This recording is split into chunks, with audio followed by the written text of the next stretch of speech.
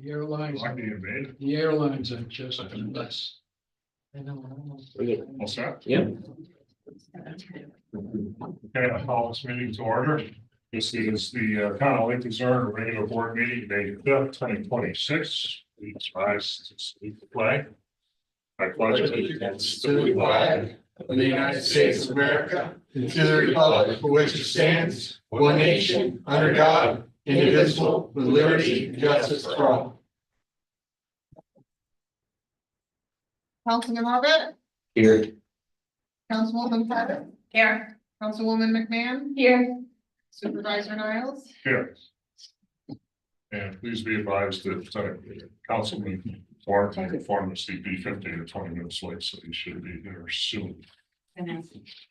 Welcome, everybody. Thanks for coming. We'll turn right along and work our way through the agenda. First item on the agenda is 22 Zermatt. Don't let me butcher your name too bad, okay?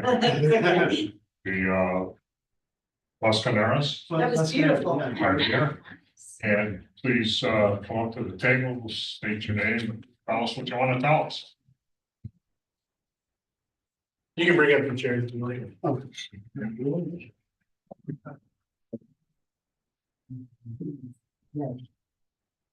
Well, I'm Stephanie Bitter. I'm here on their behalf, with them, I should say. I submitted a letter to kind of detail what this scenario is.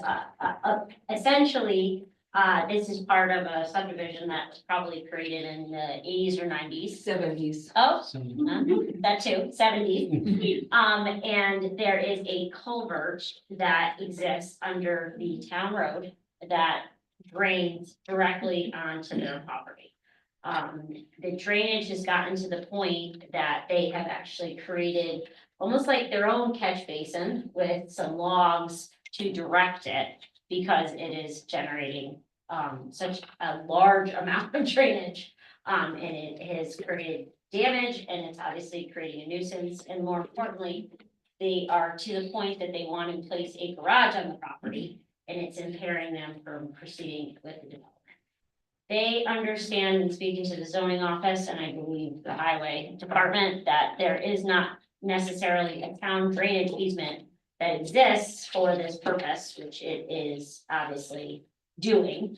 And they're looking for the town to assist in rectifying that. I can't speak for them, but they obviously would be willing to assist, understanding that it has to go somewhere. It's just the manner in which it is being done now is not good for their property. It's obviously damaging it and they're worried for liability purposes for people accessing it. They're looking for the town to work with them to create a engineered solution, which should have been done way back when, but was not. So at this point, I'll open it up to questions because I know I'm giving you a lot of information. But in the submission that we made, we showed pictures. I actually gave you a site plan to kind of give you the lay of the land. I'm sure you are familiar with the area. And there appears to be, and again, I took pictures. I was talking to the supervisor before the meeting, that there is some sort of either culverts that exist or not culverts, catch basins, drainage that exists on other properties. I'm just not sure what was supposed to be done with this one. As I see it, we kind of have to approach this in Yes, I just, chunks, right, Justin? yes, I'm not speaking for the board, I'm speaking as a supervisor to start a conversation. As I see it, question number one in my mind is, does the town have a responsibility? Mhm. And that question, like the board to discuss, and equally as importantly, like our town attorney to discuss. And I don't know if she's gonna get up to speed fast enough. understood. I mean, I don't have a title search done, but obviously if there's not an easement, you can't obviously cross on a public property. Right. And in this case, it was directed. It's not as if it's just flowing. I took a look at it. It's directed there with a culvert. And so utilizing, an easement or creating an easement, like I said, but these folks are willing to work, but with the town, but not in the capacity that it's being done right now, because it's not flowing in any general, stable mechanism. It's just sheet flowing and creating damage. So that's why we're looking for the town to work with us. And we do believe they have responsibility, because right now it's would be considered trespass. Ron, have you looked at it? Yes. Tucker, I know you have, right? What's that now? You- Yeah, I've been out there. I provided the pictures over there. Okay. So chunk number one is legal's opinion as to whether we have responsibility, and if you don't, well, I have no problem tabling. Yeah, I don't feel educated enough at this moment. Okay, Um, okay. In the interest of moving along, that said, why don't we discuss it? Not knowing which way it's gonna go, but that way we save another meeting or another 2 weeks forward. These are hypothetical questions. Understood.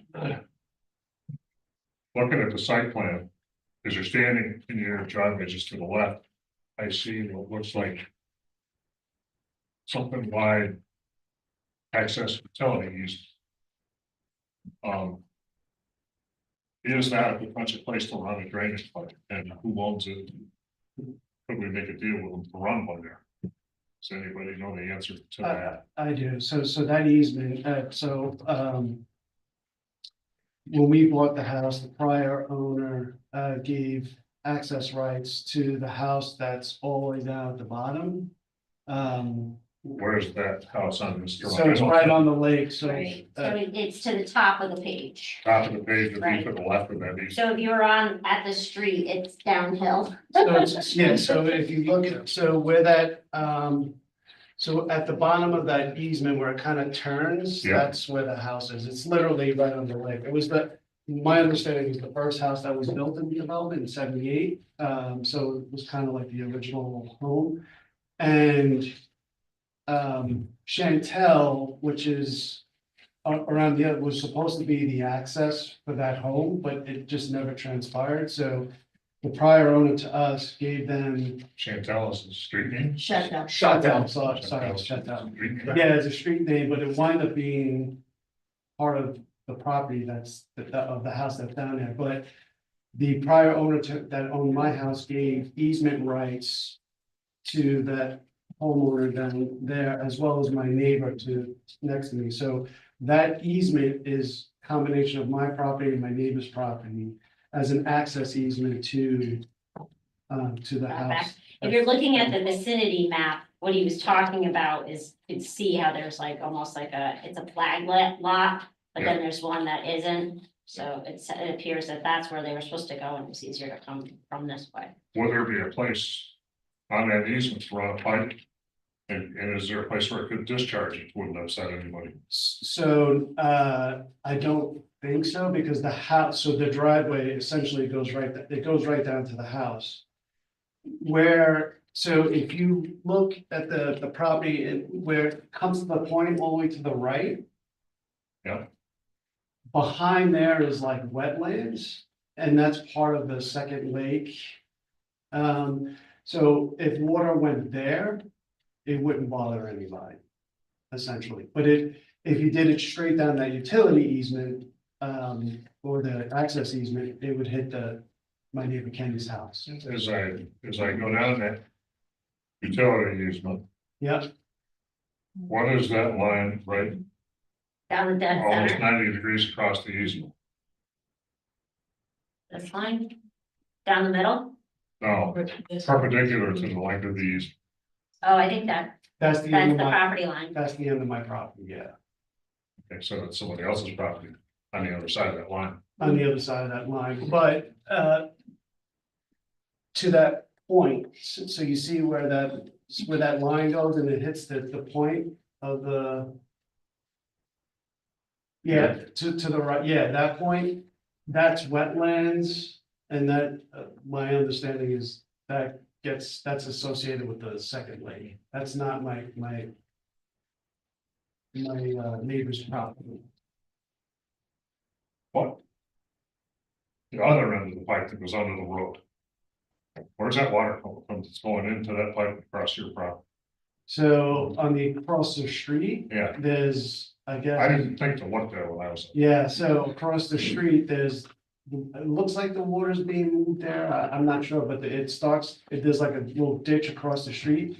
The water goes in there and then it goes across the street and then down to my property. Well, it's interesting you should say that because when I was just driving there, it's just vacant and one on the opposite side of the Right. street. So although there's a culvert there, it could get captured better up there Well, that's before why it I'm asking, crosses over. that's why I'm asking, if I'm standing in your driveway, my back to your house, Mhm. standing straddling that culvert by Mhm. looking across the street. Yeah. I didn't think to look there, so I'm trying to figure out, is that coming from north, is it coming from the south? But It it's was all might upland, be plugged up. So it's, well, it does get plugged up and we clean it out every once in a while, but, He has this nice picture. Shows that was neater. yes. So you can see how it's all clogged. So the water comes from both sides, it comes from the neighbor's house, that's, so if you're facing back to my house, you're facing across, there's a home here, and then a home here, and there's like vacant land in the middle. It comes down his driveway, goes down this way, and it's coming down the short, so it all kind of Funnels into into one that spot. Ron, would you care to add anything at this point? Where's the culvert down in your driveway, where does that dump off to? To the back of my property, To the back of your property. right, so right now where it's. So the water coming off the road, going down there, going through that culvert and dumping off the back of your property. Right, well, not totally to the back, but on the other side of the driveway, so where the garage itself and the plant is gonna be. That's where it's dumping. So what's the possibility of taking that pipe and just turning it and having it go between the new garage and the house? So, Which would be down the easement. what's that? Which would be down the easement. That's essentially where they're asking again, because you have the driveway too to the house behind. Yeah, so it would have to go, it would have to terminate I don't it. think that's what Ron's asking. Show them on this map, this being. Oh, you mean, so that side is my leach Taking field? your So if, culvert that's through your Right. yard now, down by the house, and just redirecting it out. but are you redirecting it towards my leach field? In the back here. Yeah, so the leach field is, so it has. If you, it's- I would like to take another ride up with you, Jim, Okay. if we have time. And Yeah, if you look Just- at the plan. Just so that the board, I'm sorry, I'm the zoning officer, as you know, Yeah. but just so the board understands, how long have you owned this property? 12 years. 12 years. Okay.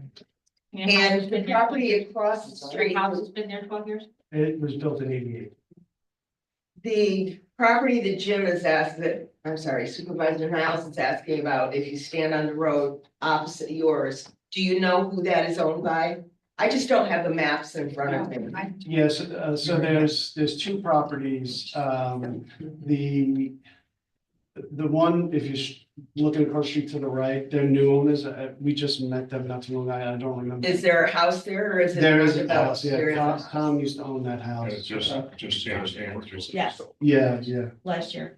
That's- But the one across the street is a vacant parcel, you're saying? I don't know. I don't know if it's fully vacant, but it's There's not- definitely overgrown in a certain area. Yeah. Okay. it's overgrown and it has a bank. Yeah, There's a bank, it comes down and that water pools there because of the pitch of the road. Yeah. It's pitched there and I'm assuming it's been there ever since they built the area. The ditch that you're showing that goes across your property, Mhm. was that evident when you bought the property?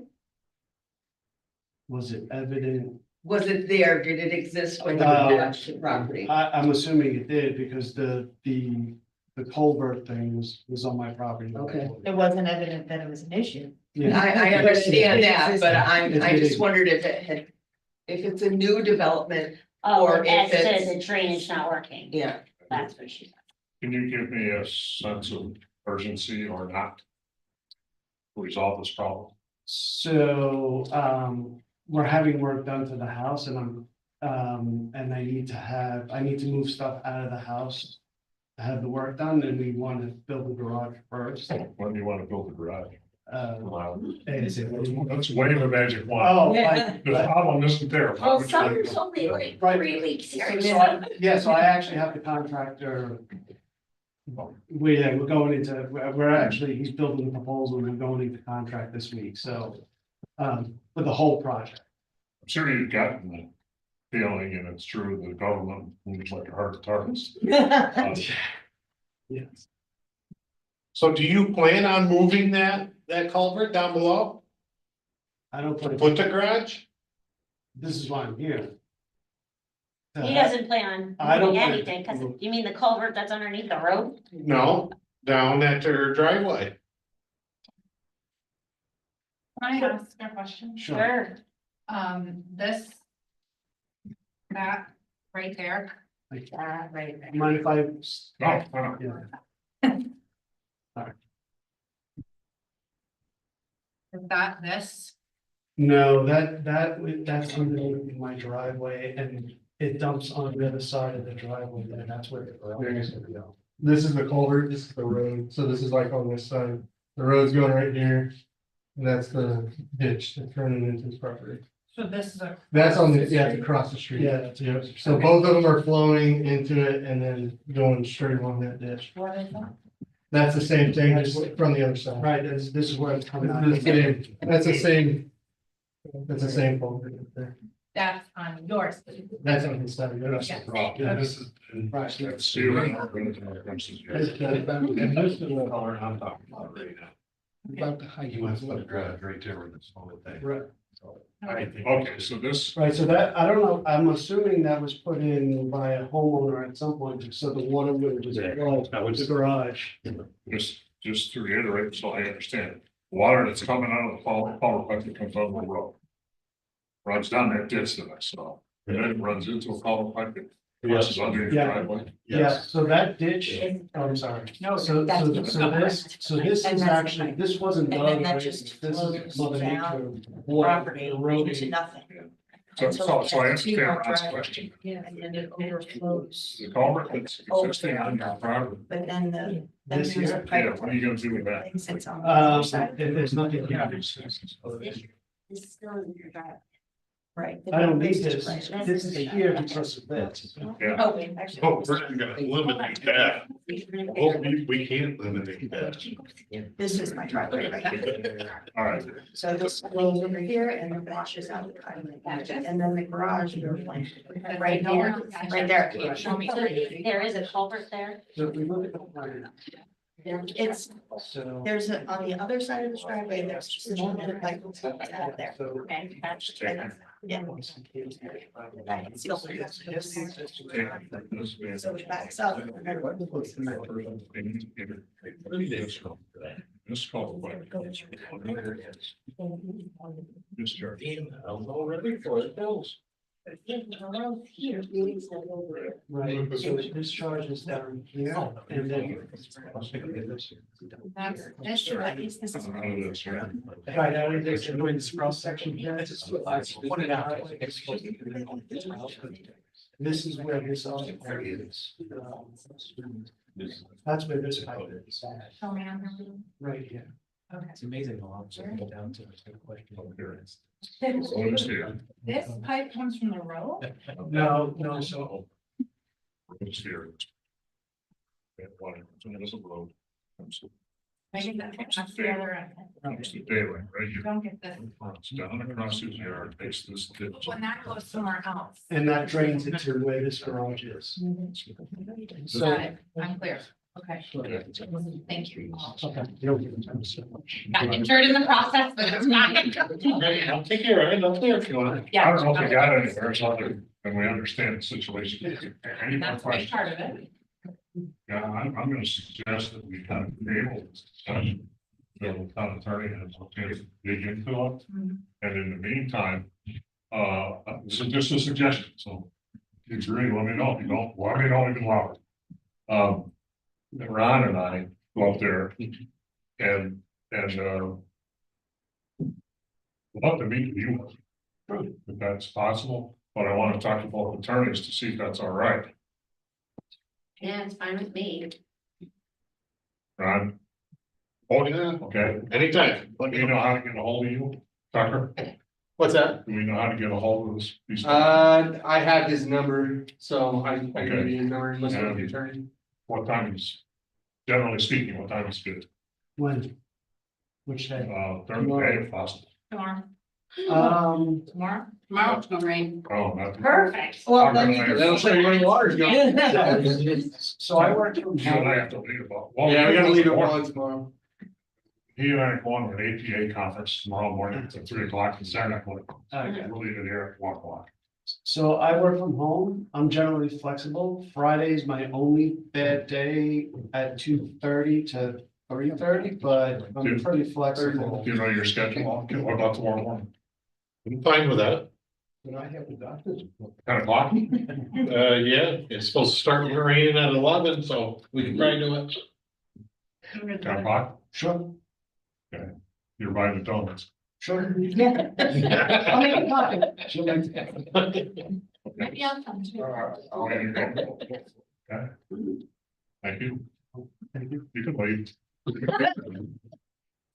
As long as it's on it. Yes, I'm a really interesting business. I like watching paint dry. Anyway. Thank you very much. Thank for your you. time. I appreciate it. Thank you. Okay, at this time, I'd like to open the floor to anybody that wants to comment on the legislation that we have proposed tonight. At the end of the meeting, we'll have our open floor session. Right now, is there anybody who'd like to comment on the legislation we're working on tonight? Is there anybody on Zoom, Chase, that would like to comment? No one's raising their hand, so I'm going to assume no. Okay, that's it. We'll move forward. Lori, would you take the floor? Proposed resolution to pay the bills of the ninth abstract of 2026 as presented. General fund voucher 6486 to 6567 and 6593 to 6595, $46,354.42. Highway fund vouchers 6568 to 6592, $18,677.73. SW1 Water District vouchers 6596 to 6598, $19,082.58. Do we have a motion? I'll make the motion. I'll second. All in favor? Opposed? Hearing none carried. Proposed resolution to accept minutes of March 17th. I didn't see anything with them. Any issue? I'll second that. All in favor? Opposed? Hearing none carried. Hold on just a second. Just so you guys know, the way I do minutes, the minute I get them, I read. Yeah. Okay, and then I make a little note to myself if that's acceptable. So if you ask me questions right now about the March 17th minutes, I won't remember. But I know that I reviewed them the minutes I got. Okay, That's how I do it. okay. Okay, thanks.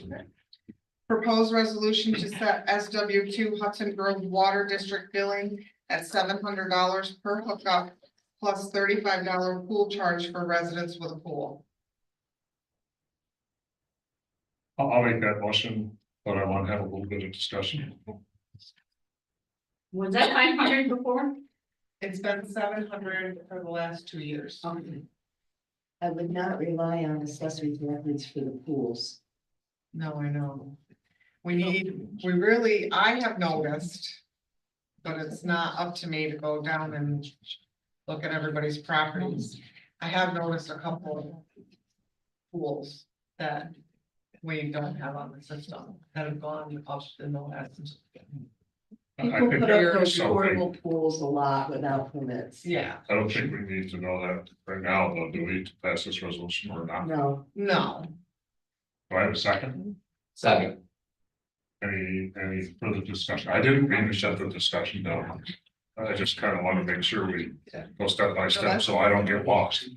no, that's fine. But we need to get that in check Yeah. going forward. is my point.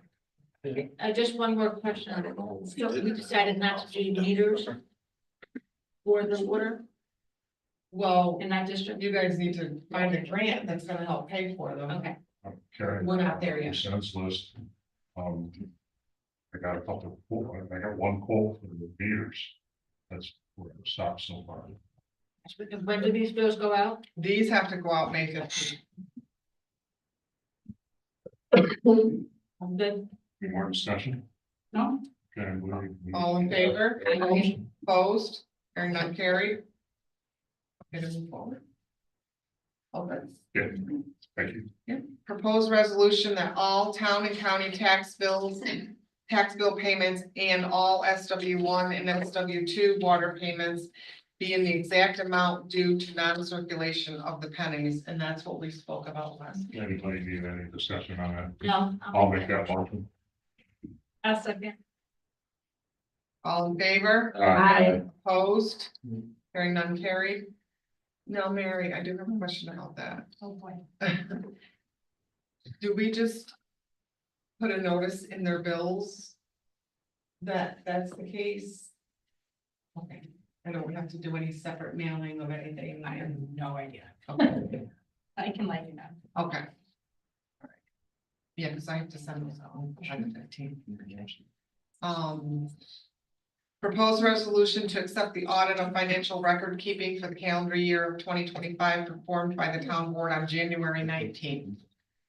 I failed to ask you guys for a resolution. This is a formality, it's required that we send this, it's like a one-page summary of stuff, probably send in. Where's the point to send it? No, it's my stuff. It's your stuff? Yeah. It's like 1 or 2 pages, right? Yeah. Well, I just want to make sure it's what I reviewed before I try to explain it. It was the forms you got, when we did the record of the audit. Yeah. And we went down the checklist and everything. The judges' forms have to be mailed to the justice department Okay. with the resolution. Okay. That was done. So do I have a motion? Have a motion? I'll make a motion. Second. Burgess made a motion, Annie? Danny seconded it, is that accurate? No, opposite. Oh, okay. She beat me. And all in favor? Aye. Opposed? Hearing none carried. Proposed resolution to appoint Brett Moulton as dog control officer effective immediately at an annual salary of $9,637 prorated from May 5th of 2026 through December 31st of 2026. I'll make that motion. I'll second. All in favor? Aye. Opposed? Hearing none carried. Proposed resolution to authorize Supervisor Niles to enter into and execute agreement with County of Warren, local tourism promotion and convention development spending plan agreement in the amount of $20,000 to the town for 2026. Little brief explanation, what this is, occupancy tax started to flow our way for the year. And what they do, the agreement, I think is in your package. The first 20 grand they sent us in August, that's just a flat thing, and from there on, I think it's quarterly, they do it based upon the monies that came in before. I'll make that motion. I'll second. All in favor? Aye. Opposed? Hearing none carried. Proposed resolution to hire Lisa Barrett as Senior Center Program Director to replace Barbara Mitchell due to retirement effective June 22nd of 2026 at an hourly rate of $21.55 with a work schedule of 30 hours per week. Little explanation here. We have an official letter, I think we got it last time from Barb. This does give a 1 week overlap. To try to help to have a smooth transition. And the reason we're doing it now is because Lisa wants to give the county 30 days notice. So they can find time to replace her, which is to our advantage also. And to do it ahead of time, so I didn't want to wait any longer to proceed with it. It's the same amount Barb was making. I'll make the motion. I have a- Second. I have a quick question. When somebody goes out and we get somebody new coming in, do they always start at the same amount as the previous person? Sometimes we go lower. Okay.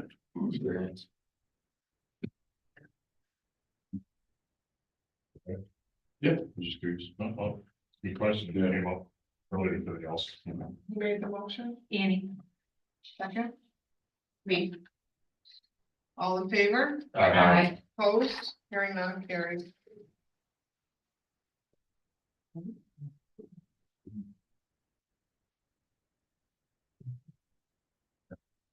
Not sure if I did this right, but we're introducing proposed local law number 2 of 2026, establishing a moratorium on large-scale solar systems and battery energy storage systems in town of Lake Luzerne.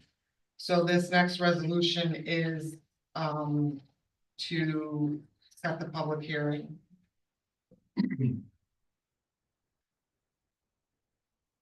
And they get the notice.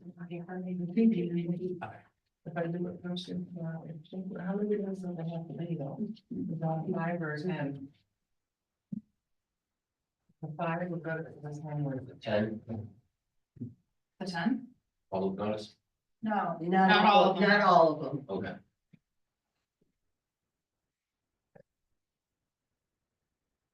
It's all written, right? It's right here. Yeah, we have to have it in print in the paper. And now with the different days that they're actually publishing, sometimes we can't get it in. If it's a 5-day notice, we'd probably be okay, but if it's a 10-day, there, I don't It's think got we too can, tight. I don't think we can get it for 10 days into the paper. Yeah.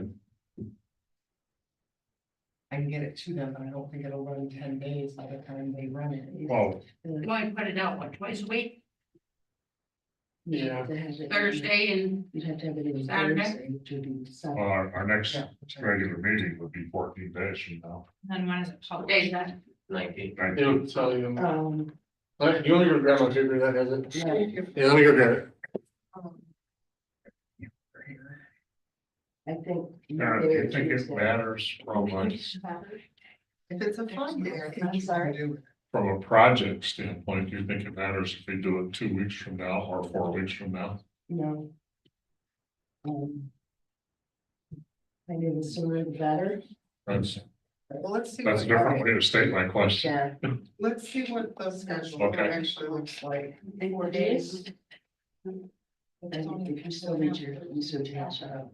It's a 5-day. It is. Yeah. All right. I'm the actual, go on. Yeah, Here's the 7:40. So. Okay, if we want.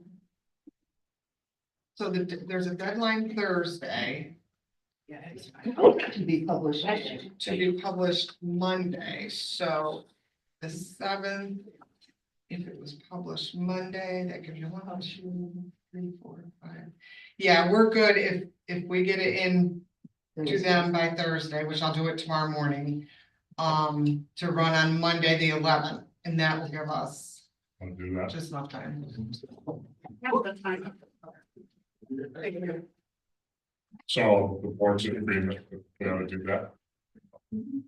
Yeah, I get a motion. motion for the public hearing. Second. All in favor? Aye. Opposed? Hearing none carried.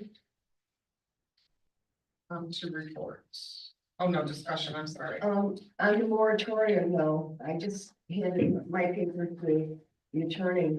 I have a section circled in red. Can you just read that, what is there? The town of Lake Luzerne does not currently regulate solar energy systems or battery energy storage systems. Okay. In the zoning ordinance, I would look at those items, solar, large solar storage areas and the battery, electric storage systems as a public-private utility. That is in our definitions. On the use table is public-private utility, on the dimension table is public-private utility. What we're lacking in the book is any kind of guideline in the general requirements for what to do with that kind of a use, what to look for, what to do. That's what is lacking. It's not that we don't regulate them, it's just that we're lacking direction in the ordinance on how to protect the safety, the health what we're supposed to be looking for as a planning board. That's what we're lacking. Let's just take that sentence out. You'll send me in. Oh, yeah, it's right here. Not listed by. Oh, in that part, okay, gotcha. We're good, or do we need to revise the motion? Or no, I think we're good. You'll just correct that. Public hearing is set for the 19th then? Yes. Thank you. At 4. Yes. The public hearing, the first thing on the agenda. It had 7 PM on. Oh, sorry, that's my fault. I'll fix it. It's 4 PM? So 4. So just for the record, this public hearing. But the moratorium will be on May 19th. At approximately 4 p.m. That's what the motion was. That was just, That's the public hearing. We just said. I was just reiterating, so there's no confusion. Did we vote? There was a motion in a second. And you did vote, yes. Yeah.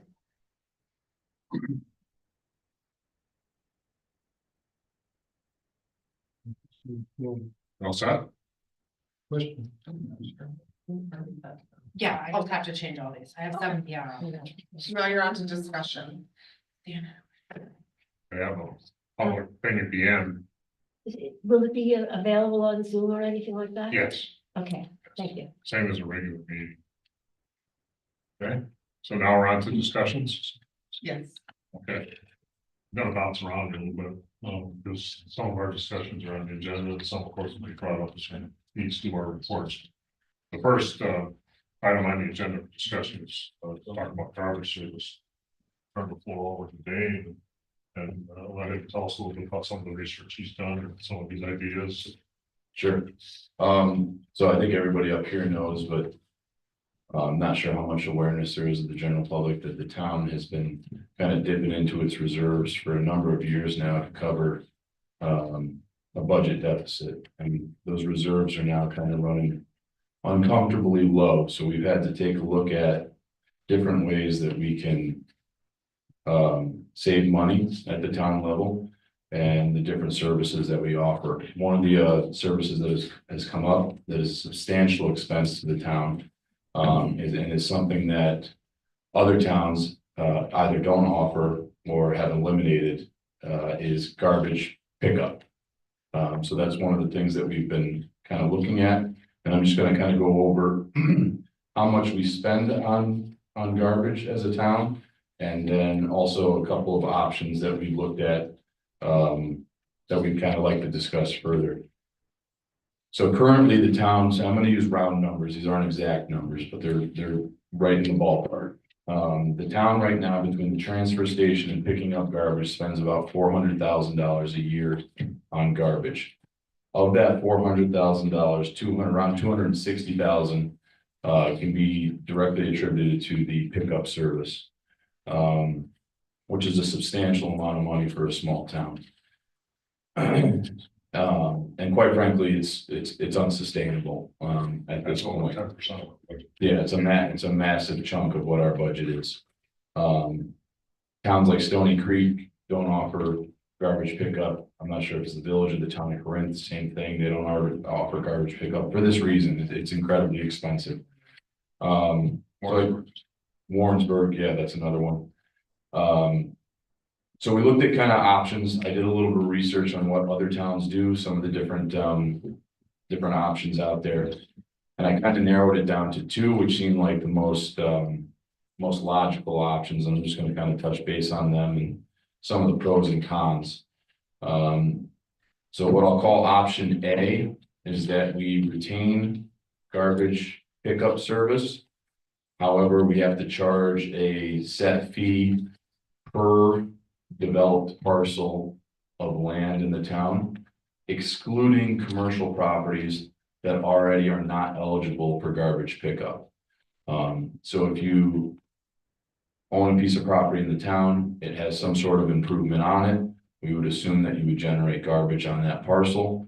Therefore, you would be in this pool of parcels that are gonna be charged an annual fee. Now, what that annual fee is kind of up for discussion. Like I said, our garbage right now costs around $400,000. Those developed parcels minus the commercial parcels, we have about 1,954 of those roughly. So if we charged around $200 annually for the garbage pickup service, that would bring us close to covering the $400,000 that we spend in total garbage pickup. That's if we wanted to, as Burgess, we were going back and forth, cover the entire garbage expense for the town. If we wanted to just cover the $260,000 that is directly related to pickup, that number could be reduced from 200 per parcel to a lower number. The benefits of doing it this way is it's the most familiar to the residents. Not a lot is going to change other than, unfortunately, everybody that owns a developed parcel in town will get charged $200 annually for the garbage service. This is good because we have a large senior population where if we remove garbage service, they would have two options. They would either have to bring it to the transfer station, which is often difficult for the seniors to do on their own, or they would have to hire a private company to do garbage.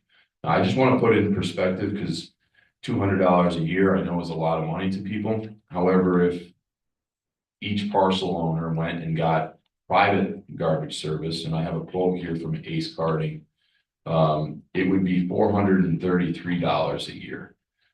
So even with the $200 that the town would be charging, it's still less than half of if you had to go get a private service, like if you lived in Warrensburg or Stony Creek or somewhere like that. So that's a positive. You can be able to maintain those services for seniors. The negative is if somebody owns multiple parcels, okay, I'm with you, Stan, okay, they're gonna get hit multiple times for the same charge, even if all their garbage is coming from just, you know, one parcel that they're using. They have multiple developed parcels.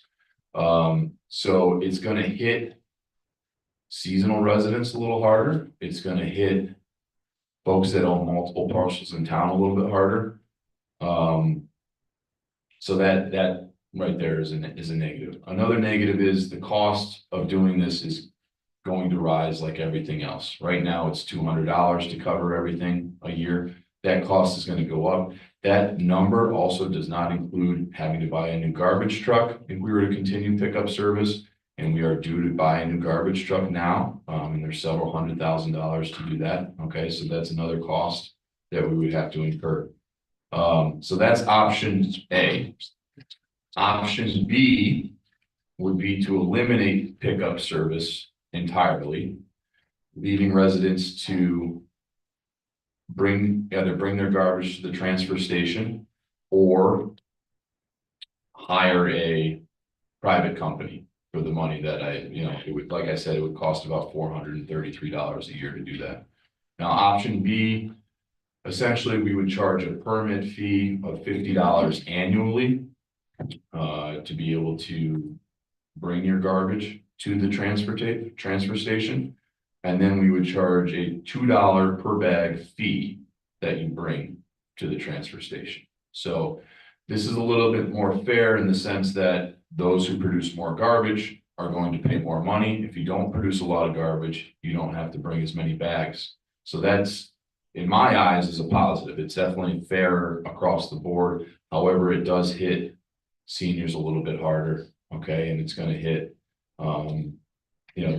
the less advantaged, okay? I'll say that. Would there be pickup? There would be no pickup unless they get private. That would be their option if they had to get private, okay? So it would be a $2 bag fee, and it would be a $50 annual permit fee. And essentially what you would do is you would come in, you would purchase a sticker. Anytime you brought a bag to the dump, you put the sticker on the bag. You can purchase as many stickers as you want. Another advantage of this is that it's gonna encourage people, just by its nature, to recycle more. Okay, the less bags of garbage that you bring, the less money you're gonna have to pay. The recycling will still be offered for free at the transfer station. So it's definitely gonna encourage and reduce the amount of trash that the town of Lake Luzerne produces as a whole. I'm probably leaving out a couple of points that hopefully will come up here in the discussion, but that's the gist of the two plans that we have to look at. Either we keep garbage and charge a couple $100 annually per parcel, developed parcel, or we eliminate garbage and go to the transfer station model, which other towns in the area have done. And those who don't want to bring their garbage to the transfer station would have to hire a private. I'd like to add one thing. Yeah. It was a couple of years ago, but one of the things we also looked at was having a private company come in as a contractor to the town and do everything. And I forget if that was 3 years ago or not, the price was just under $500,000. That's more than double what it's costing us to do it now. So we didn't pursue that option any further. It was a hard quote. It was a hard quote that was based upon the statistics that we gave the company, which is street names, number of pickups on the street, and it was very, very, very detailed. So the price was accurate. Was the price fair? I don't know. That was kind of high. Plus, they wanted an extra approximately $50,000 a year for at least 5 years. So we would have been signing into a contract with the over 700 or over 5 times 5 is $250,000 plus 50,000. It would have been almost $1 million for a 5-year contract. Just so you know, we did look at that. I dug that quote out the other day, and I just made the decision. Another option that we looked at was essentially option A. And then allowing residents to opt out of town pickup for garbage. However, that would it cost a lot of, or it would cause a lot of administrative expense on the back end. It would also encourage folks to, you know, my neighbor's paying for garbage, I'm gonna bring garbage over to the neighbor's sort of thing. So it's not a feasible option to allow an opt out for anyone. It's sort of an all or nothing. What I might suggest to the board is that we well, during our public session at the end, I'd love to hear your comments on this, okay? If the general feel that we're getting, and I've talked to 4 or 5 people around town about it, the general feel that people are getting is the first option, or whichever option, seems to be the one that might make sense, that the board will work on some of the details as soon as possible. You gotta agree on a price before you put it out to the community. Yeah, numbers, yeah. Numbers are the biggest detail, and then there's, well, I call them the gift beds, you know. If this, then how do we handle that, so on. And they're coming up as we've been talking to people, these little details that are gonna make it successful or not are coming up, and, you know, we kind of put together a proposal. Mary, correctly, remind me, you said if we did a different tax bill, it's only good for 1 year, then it doesn't count, that counts on our tax cap. If you did a garbage district, you only gonna break 1 year. Right, The first year. just to clear that up. Well, the way we've been discussing it wouldn't be a tax district, it would be a bill, so That's a bill. is that? Okay. It would be, the tax, I have to, if it's the bill, what you said, it'll still, Where's your tax cap? it will still go towards the tax cap in another year. That's what Mary said. No, only if we create a district. Okay. Right. Just the bill. And option B, if you charge $50 and I go 2 bags a week, it's 160, right? I don't know, as a mathematician. Why don't I just pay the 200? Yeah. And I gotta drive my fuel, I gotta go to the, pick it up myself. Yeah. You know, if that's what the board decides, the 200, you know. I'll tell you my opinion right now, I'm leaning towards the other one. I just think that, like they had said, so many of our residents, They can't. they can't do My it. elderly neighbor, I'm gonna do it for, which is fine, but you know, you can't do that. And And it's not a definite, It's cheaper to go to town anyways. with option B, you can estimate your revenue. So when you go to budgeting purposes, you don't know how much garbage you're gonna have. So when you start doing your budgeting, you can't count that money because you don't know what it is for 2 to 3 years. Well, your averages, option A, you know what you're gonna get when you start trying to balance your budget, so. And it's, But- it would be, an annual bill. Yeah. And it would be in tune with what it costs to supply the service. How many, this is charge of garbage not around, right? How many guys do you have on the garbage truck? 2 guys, 4 days a week? He picks up Monday and Tuesday, Garbage is Monday, Tuesday, Wednesday. and then he has the recycling day every other week. We're still talking 8 to 12 work days. Then now if you drop that, now you have 8 to 12 work days you've got in your budget too. And with benefits. Yeah. I don't want to tell them that. Yeah. And I can guarantee you that our guys are paid considerably less than county waste guys or whatever guys. By the way, that reminds me of another little thing that I wanted to just bring up. Don't quote me on this, but 2 or 3 years ago, the county started hiring to the towns to haul away and disposal fees of the garbage. And that cut our costs by a third. From what we had been paying 2 or 3 years before that, so we've been able to cut some costs there too. The county comes and picks up our containers now, they haul it off to wherever they haul it. And they pay the tipping fee, but we pay for that, but it's about 30% less than it was when we were doing that. Is it feasible for Dane and the subcommittee to do some hard numbers or the whole group and then talk next time and present public hearings? The one thing that's gonna have to make a couple of assumptions on is we don't have exact numbers to split the labor cost of transfer station and pickup, because it's all the same guys. But we can come pretty close because like you said, we know how many hours typically there is. It might be off by a couple percent, but it'll be pretty close. Well, the guy that runs the transfer station isn't on the truck, That's all he does. right? So we could figure out that. But typically they have the guy has to substitute from him to time, so on. It's not gonna be exact, it'll be close. And if you make it option B, there's gonna be a lot of garbage on the roads. Especially the back roads. Yeah. Right now, do we Well, put have, some cameras up in Beartown. No, you're- do we have a fee for the transfer station right now? Close. Yeah. No, but I mean, For a bag of garbage, yes. we're saying it's gonna be a permit fee, a $50 permit fee. We don't have that right now. No. That Well, will you be, don't worry, right? You can just come and get stickers, got to prove you live here. Yeah, people will come in and ask for a transfer station pass, and we confirm that they live here, and we give it. There's no cost. okay, but that's gonna change if it goes with option B. And that's gonna cause, Option A, if we stick with six. Option A, having the town, We wouldn't charge. Permanent fee transfer station. No. So it would fall out. Nothing changes, yeah, nothing changes with the transfer station. That's why it's the closest to what we have right now. So. The 400 is everything, the transfer station, so. Really, we're making some money at the transfer station for. What they're paying for garbage, I mean. Would we just split it for pickup only? You know how much pickup is? That's And a discussion. figure the fee, that's what I think we need That's to a do. discussion we want to have. I What think the two numbers roughly, we know about it.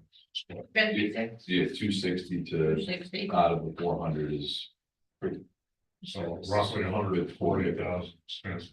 But the thing I want you guys to keep in mind though is that, again, that doesn't cover the garbage truck. Right. You know, so you want the cushion in that number. Because it's not just picking up the garbage, you know, it is those long-term expenses. And I think all of the trucks are paid for.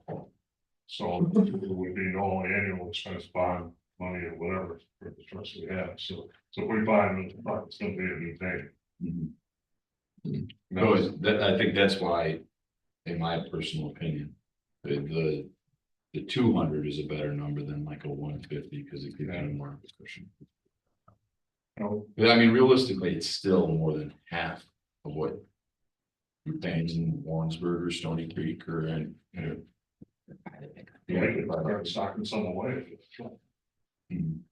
There's pros and cons to doing that. And this will also cover, Yeah, probably the same pros and cons. this will, The other end of the option A state will does. also cover recyclables, correct? Yes. Yep, recycling. Yeah, change. yeah. Nothing can change. What's We the, pay what's a the lot. village of Crint? What do they pay? Do they have more pickups than us, or The village, the village of Crint, that's all? It's all private pickup. I was just gonna say that, I think it's all Yeah. private, they have to have. their own Each person service. is private? They have to have. yeah, their own they pay their service. own. I don't think it is. Well, it did cost us more, just more. I don't think it's, Sean Carpenter that works down at the garbage down in Billings grounds, he told us he pays like $40 a month. I don't know if it's private though. Yeah. Yeah, that's a He's private paying service. He's paying You for got a call private. for $38. That's probably the Yeah. private number. Okay, Yeah, because 3609 is Ace Carding okay. a month, and that's He's probably quoted Dave almost 38, 3609. $36. A month. And that's right, that's only picking up every 2 weeks. No, that's weekly That's pickup for trash, recycle service. They provide the containers. So is that, 65-gallon containers. is that $36 a week then? No, No, per $36 a month. month. But they pick up, it's 36 a month for a pickup. Okay, I was just curious. No, every week. So It's $200 $36 a month to get a pickup every week. Yes. $200 annually would be $16.66 per month if you broke it down. I was just curious. Yeah, no, it's, What Crint? that's what we gotta do is figure the numbers as sharp as we can. Yeah. Okay, So if you wanted to do option A, you have to do it pursuant to a local law. Yes, that was my next question. Option A. With time. We want to do this, obviously we want to be thorough with it, but we want to be efficient with our time, not typical government stuff. So. What's the next step if we wanted to, like? We set a committee meeting, is there any other thing that we can get rolling right now? Assuming that we set a meeting for the, like a committee meeting, and then. We get everything hashed out, all the details. You know what I'm saying? So you'd have to write a local law. And do the public hearing notice. And then once you have a public hearing, you can pass the local law. I personally think we need to have two public hearings. You can keep it open for more than one meeting. Yeah, or, yeah, keep it open like that, because I just think, if you get a lot of people in here, you can only take so many, we could be here all night. But you could limit the comments to like 3 minutes per person too, can't you? Or no? Yeah, so let's go back to the question. I Schedule. think option A is for that, yeah. I think Dane's timeline was great that he shared. Yeah, that timeline is You've been here, working on this for over a year. Yeah, and I think, We, yeah, we should have something here in 2 weeks and do we have? What a question to you, do we have enough confidence to, ask the attorney to go ahead and start working on the law? Or do we want to wait? Would you give me the law for option you A don't know what yet. as well, for either or? Just option A, I didn't look into option B at all. Option A is keeping things the same Just charge. with a bill of $200 a month. Yeah. Versus option. Yeah. I'm moving. I'll put that in paper. yeah, A year, correct, a year. but yeah, that will give us so that if you need to keep it open for a couple meetings. This is just my idea, if we authorize. Attorney for saying go ahead, they'll. Timeline. And I have no comment to make about that. If you don't mind. Yeah, go ahead. if you decide to go with that and you're gonna do the local law and everything, my first comment on the garbage question sheet, in order to do it in a timely fashion and kind of break up, because it's water billing time too, so, you know, the people that are in water districts are gonna get hit with both, unfortunately, right around the same time. But in order to do that and give them also time to pay, I would like a goal of getting the bills out by the end of July and giving them to August 31st to pay without a penalty. And this is your decision. I'm just giving you an idea. Because then my next question is to the attorney. Can we re-levy unpaid bills if we do? I don't know how. Okay. We're talking next fiscal year, so you got a year. Oh, we're talking. Oh, Dane's got it for next year. Yeah, I don't see I'm it. I, your budget's done and your people know their tax rates. I'm not putting anything on this fiscal year. I don't think we can get it done that soon. I really don't. He's talking January 1st. Dane, am I right? Oh, Yeah, because I mean, in doing it, You don't want to force just your being tax able credit to look still up school year. the process, I would assume that it would be. Lori's, in terms of people's personal cash flow, You can do it anytime. is thinking that the bill should be the end of July. Isn't that what your number one kind of says? Well, I thought you guys wanted it so that we had money going forward for the budget. You know what you had. I thought that's what the goal was, but I might have misunderstood that.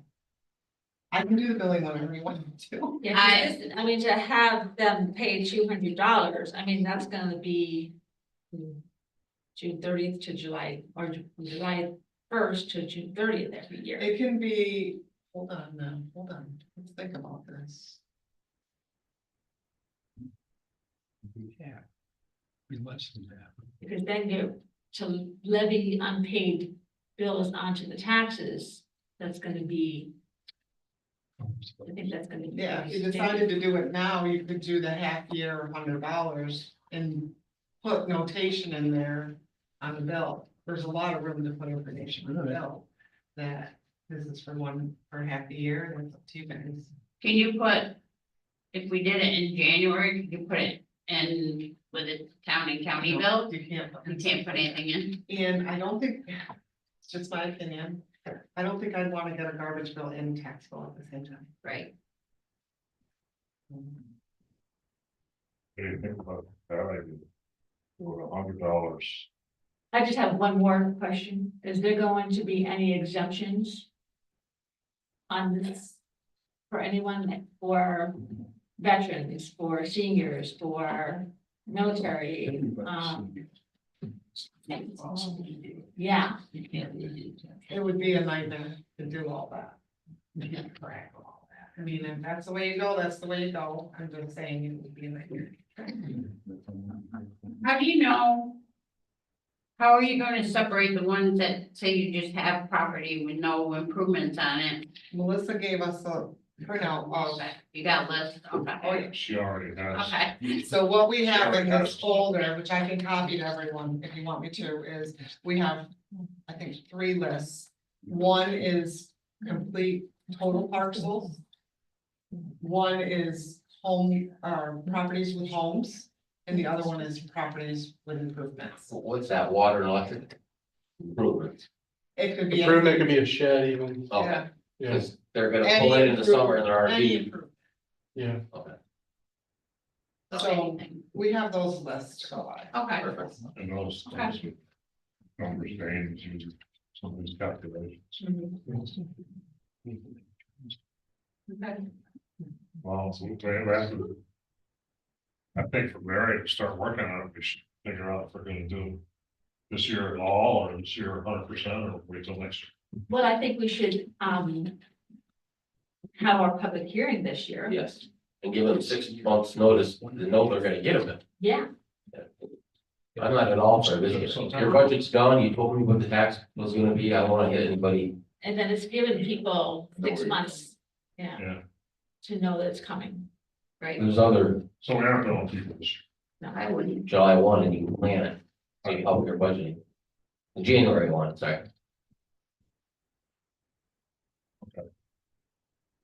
About spending otherwhere. When would you want to do the billing?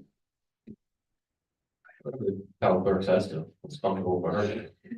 No, it's up to the board, But you don't want to do it, you don't want to go tax bills. I don't get a water bill, but I wouldn't wanna get it when you get a water bill either, probably. No, I can tell you that January to March is extremely busy for us. Yeah. So I'd rather not do it in that time frame for that reason, and I hate to see somebody get a tax bill and then another bill right on top of that.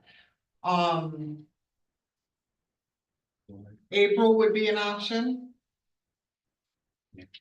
Yeah. mid-April. So I go from April to April. Yeah, No, No. we can't go from April to April because of the re-levying of unpaid bills. There are It's advantages. just that it would be a payment in April for the 2027 year.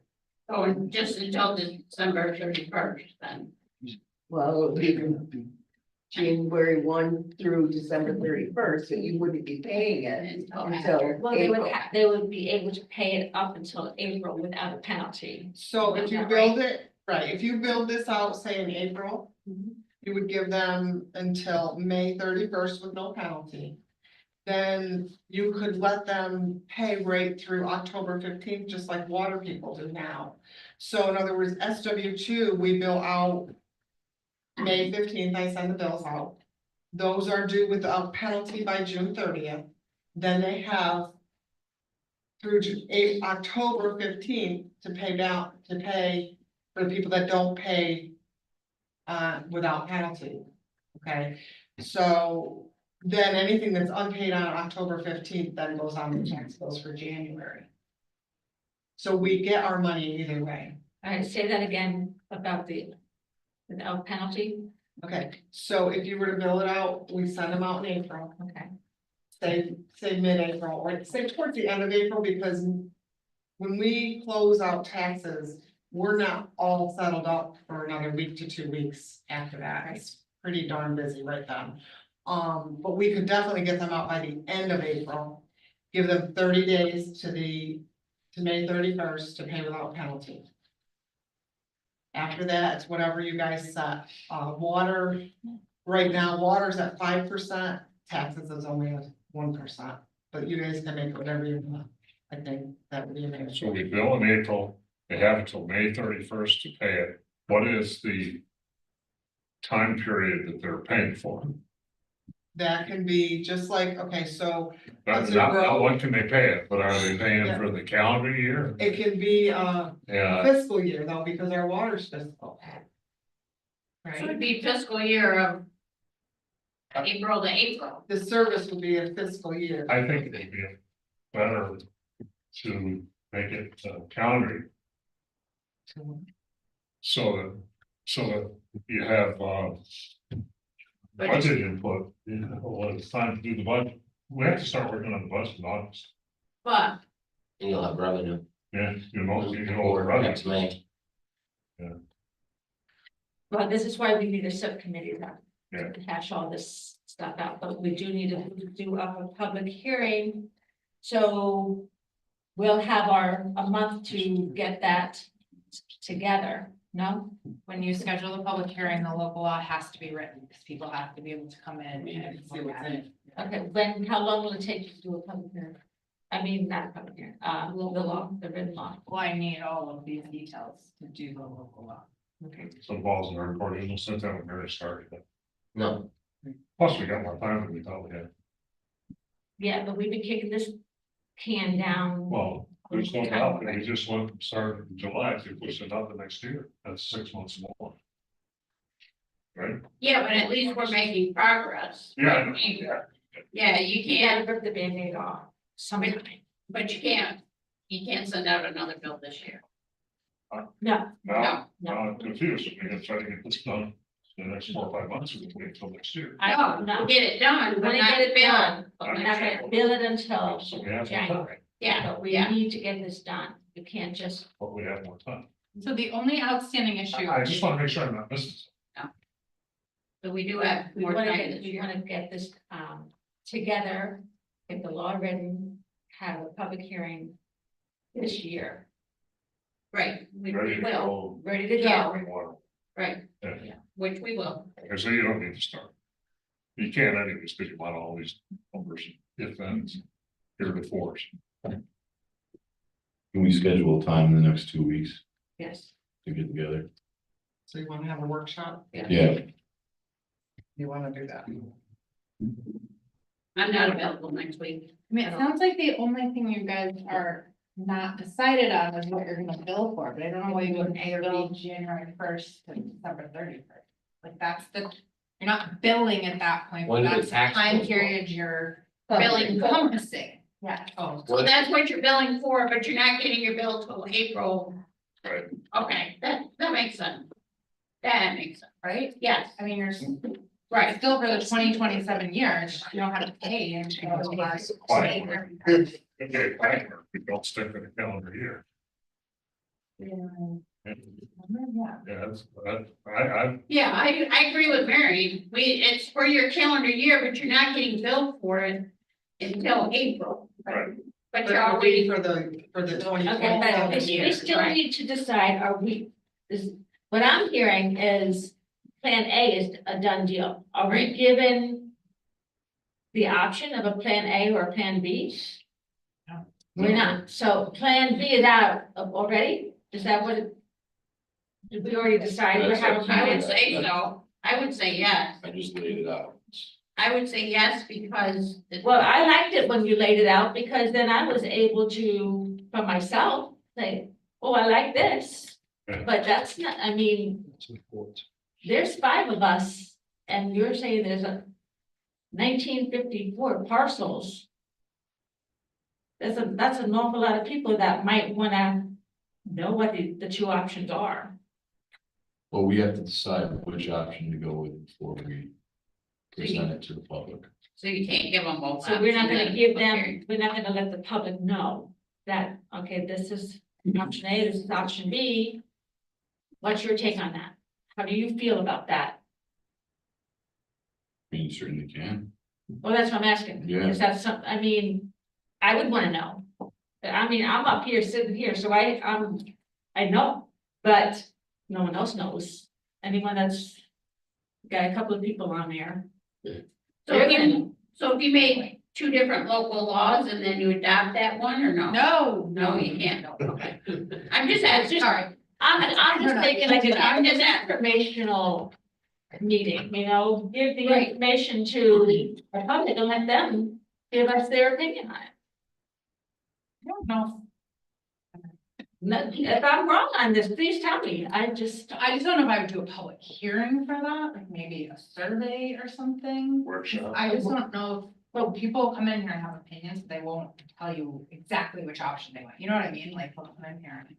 Why don't you have a public meeting instead of a public hearing? Yeah, a That's public meeting and an informational meeting saying, this is what our 2 options are. Tell us what you think. I mean, maybe I'm opening up a can of worms to. I agree. I think it probably ought to be done. I agree with Andy, though. I think, yeah, I didn't realize that once we choose it, yeah, that makes no sense to have a public hearing. We're choosing this, saying you have to do this. If we're just saying, hey, start, give me your money, $200 a year, period, in the quote, then Right. that's a done deal. I mean, but I would wanna know. I would wanna know if I have an option, let me tell you how I feel. Right. But isn't that the point of the public hearing? is Every for them to local law talk, has to have. Ask questions. To ask questions and But tell a you. public, an But informational, have an information have an meeting. informational meeting. I'm just saying you can't pick an option and just impose it. You're gonna have to have a public hearing no matter. I think we should call a workshop. And open to the public and explain 2 scenarios, options that we have come up with and see what they say. And we really have to Well, if advertise you're gonna that. do that, you have to That have. a- PowerPoint thing that you have, and you work on with that PowerPoint, can we put that up on the board and? When we were working on the Basilicor, we had a Chase, informational meeting, I don't know what we called it. Send it to Where Jason. people were allowed to talk and we answered questions. It wasn't this 3-minute thing at the end of the meeting. We walked around the room, handed them, like the room was full. And we talked for a couple hours, we had a panel of experts, we'll be the panel of experts. Well, we have dialogue instead of 3 minutes to state your case. People Well, can ask there's- questions, but- There's 5 of us right here, and all 5 of us have totally different scenarios about what we need our garbage for. I could be totally wrong, but I mean, like, you've got a business, you're already paying for yours, so you're just gonna end up paying for something that you're not gonna be using. Yes. Okay, No, Oh, we might be paying. commercial property. I own a lot of residential properties too. so he's gonna get damn. Everyone that he He's owns. gonna get hit for everything. Which is right, but for his commercial, he won't get anything. Yeah, so But for- my residential, property, but no, all my Well, like, garbage. yes. goes- We're getting off track. The issue that Councilwoman Mann brought up is we need to let the public know, be informed about what the 2 potential options are. Yes, Let's do that. yes, got it. Let's What we set need to that. do- I'm sorry, go ahead. Yeah, let's set that. So I didn't mean to interrupt. but Can you let's just set The that. only thing we need to do is figure out what we're gonna call that meeting. Can you do it at a board meeting? Put it on the agenda? No, but no, Okay. you pay me by the hour. You Okay. do not. Yeah. Going back to that experience with software, what we did is we took notes. Paying her by the hour, Jim. Pay by the hour. Listened to all the comments, and as best we could, we answered questions right down the spot. It was a dialogue, Yeah, I agree with that. Okay. instead of a board meeting where Okay, the informational dialogue, In the next 2 weeks. yes. let's get together in the next 2 weeks, put our stuff together and then schedule that, whatever No. we're supposed to call it. Public info. I think we should schedule that public info meeting in the next 2 weeks. I don't think you can, No? that's true, to get it out to people. I just don't think. How we much can- notice can you give? Well, it's not a public hearing. 3 days. Chase, would you be able to do that PowerPoint that you had sent to us? You know, that PowerPoint about the two options? I don't have any PowerPoints gained and. No, I will send it to you, but if I get you a PowerPoint, Yeah, No, I'm just saying, I don't think we can get enough people here in 2 weeks. I don't think we can get the info together in 2 weeks. But we can have it on Zoom and they can all go Zoom into that. what info do you need to get? Yeah, but you together? gotta get it out there to Yes, we people. can, so people can tell us which plan. I've already got the PowerPoint. Did you look at that PowerPoint that Jane sent? No, it's That's done. done. I'm sorry. Did you open up that PowerPoint? That, my notes might be on it, but I don't think it's in the program. Yeah, I think that- Okay. it's not- I'm not- I'm just worried. It's not very deep. I'm just No, worried you're not because gonna it's- get people I here. didn't want to muck it up. It's supposed to, but I think the details should come out in the conversation. I think people are gonna be here. If they know that there's gonna be a possibility that they're I gonna want to pay stay there. $200 They will, a year for their garbage. they will, but I don't think we can get it out there advertised enough to get people here within 2 weeks. We could put it out on the Well, web, put it in the paper. I would like to get the committee, and you folks, get together as soon as you can. And get your thoughts together as to what it is we want to present to the public, and then make that decision. That's what we're gonna do. End of this week or early next week. I'm available tomorrow. Um, I'm available Thursday. You got the county here Thursday. I'm available Friday. Somebody, I mean, I'm available in the morning, Busy. I'm available morning. Thursday morning, And all you Friday can morning, be game plus one. well then, Annie. Oh, that's gonna really go over well. We do probably have the most open available. Oh, just, oh, All right. I want- No, I mean, I don't care. I'd like to move on. I don't want to go on. Okay. in circles here looking at this. Mark, you have a plan. Yep. So no meeting, but we're not setting a meeting, yeah.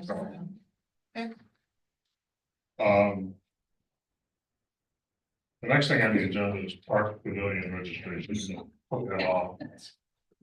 Keep that on the busy list. Reports, Returning. highway superintendent. I just want like, we are working on that parking lot for your handicap. Sorry, I got it rubbed out. I'm hoping to pay the next week. I'm hoping.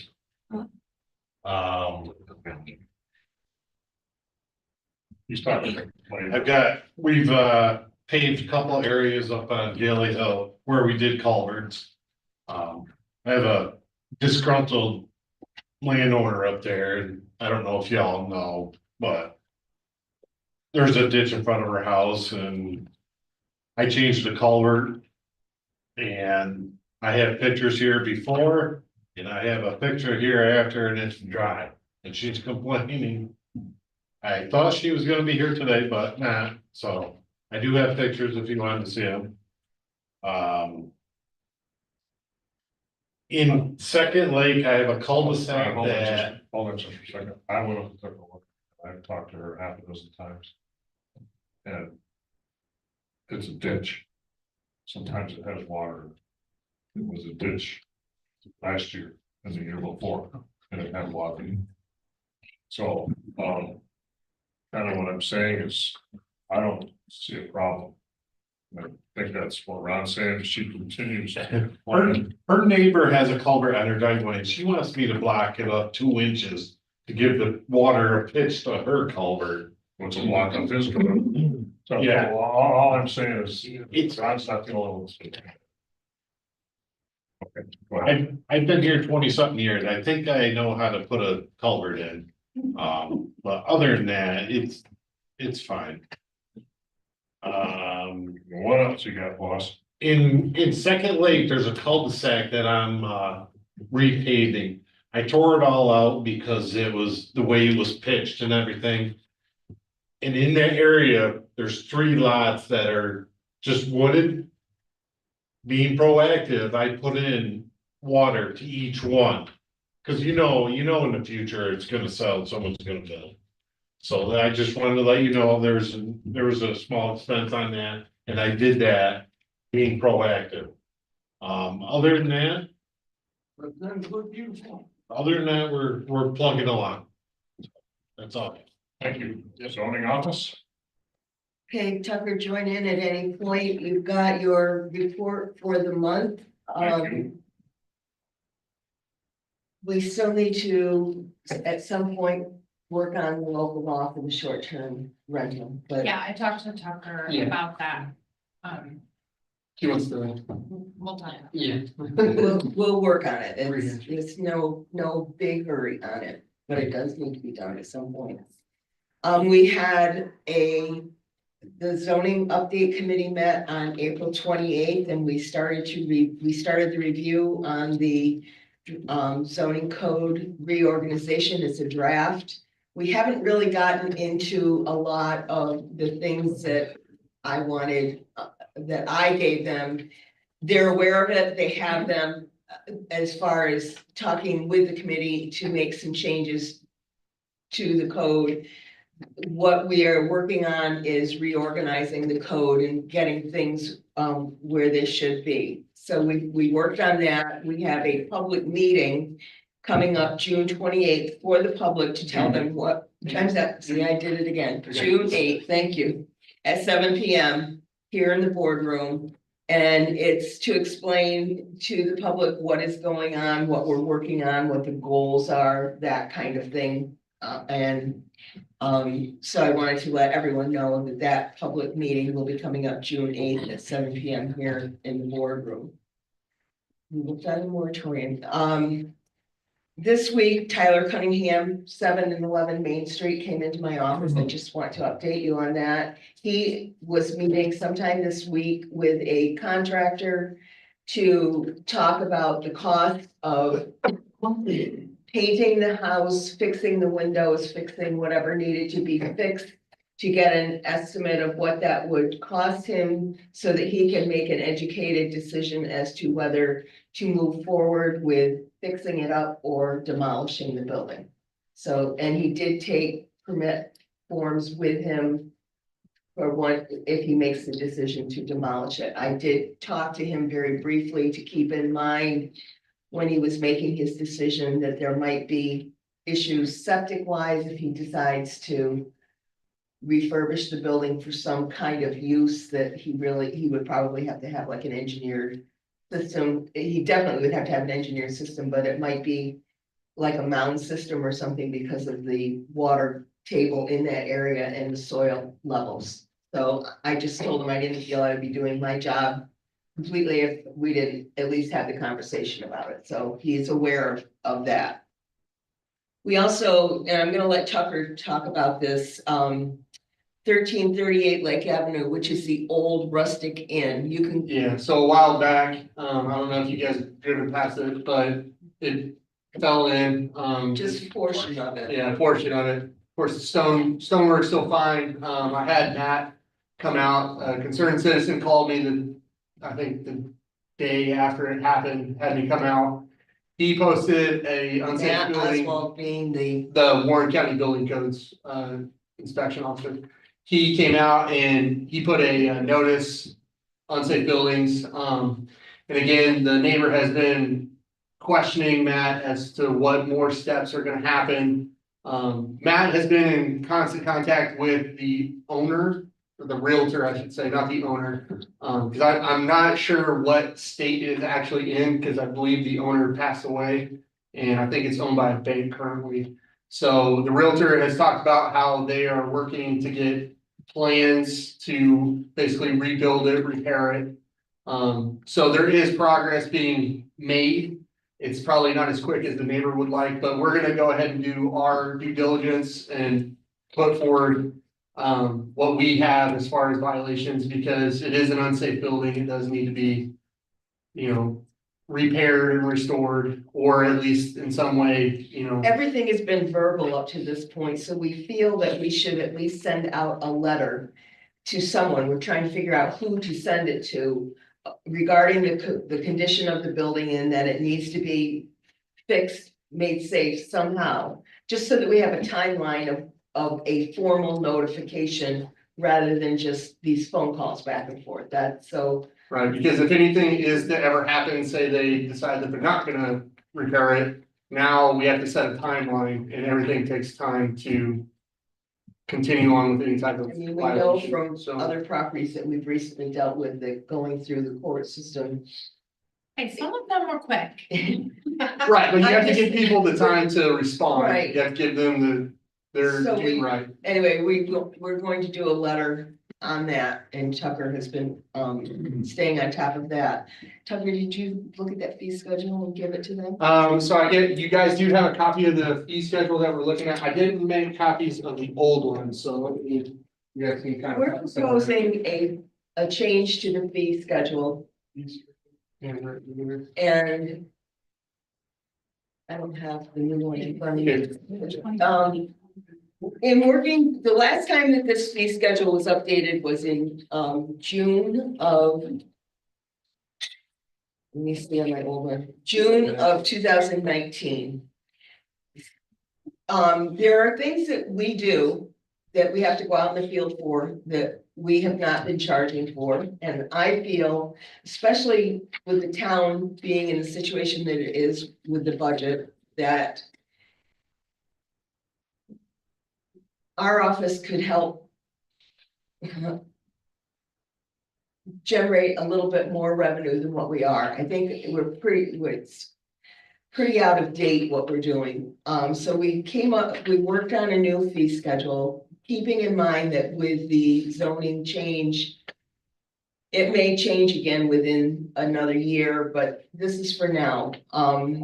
There were things that we didn't have on there, such as demolition, fences, walls, storage sheds, less than 144 square feet. There were no fees for. We have to go out in the field and inspect each and every one of those. So, and we have to do all the paperwork, spend our time in the office doing the paperwork. So we think that we should charge a minimum fee of $25 for each one of those permits, which are now basically no charge permits. Another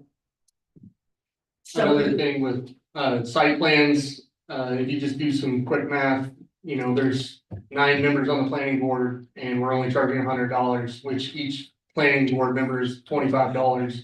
So that starts to add up depending on if that's the only person. Right, and if there's showing a up. public hearing fee involved, That's usually like a $60 fee or better each time. We were only charging $100 for site plan review, so we feel that that should be up to $250 to cover some of the costs of the planning board members and for the public hearing if it's necessary.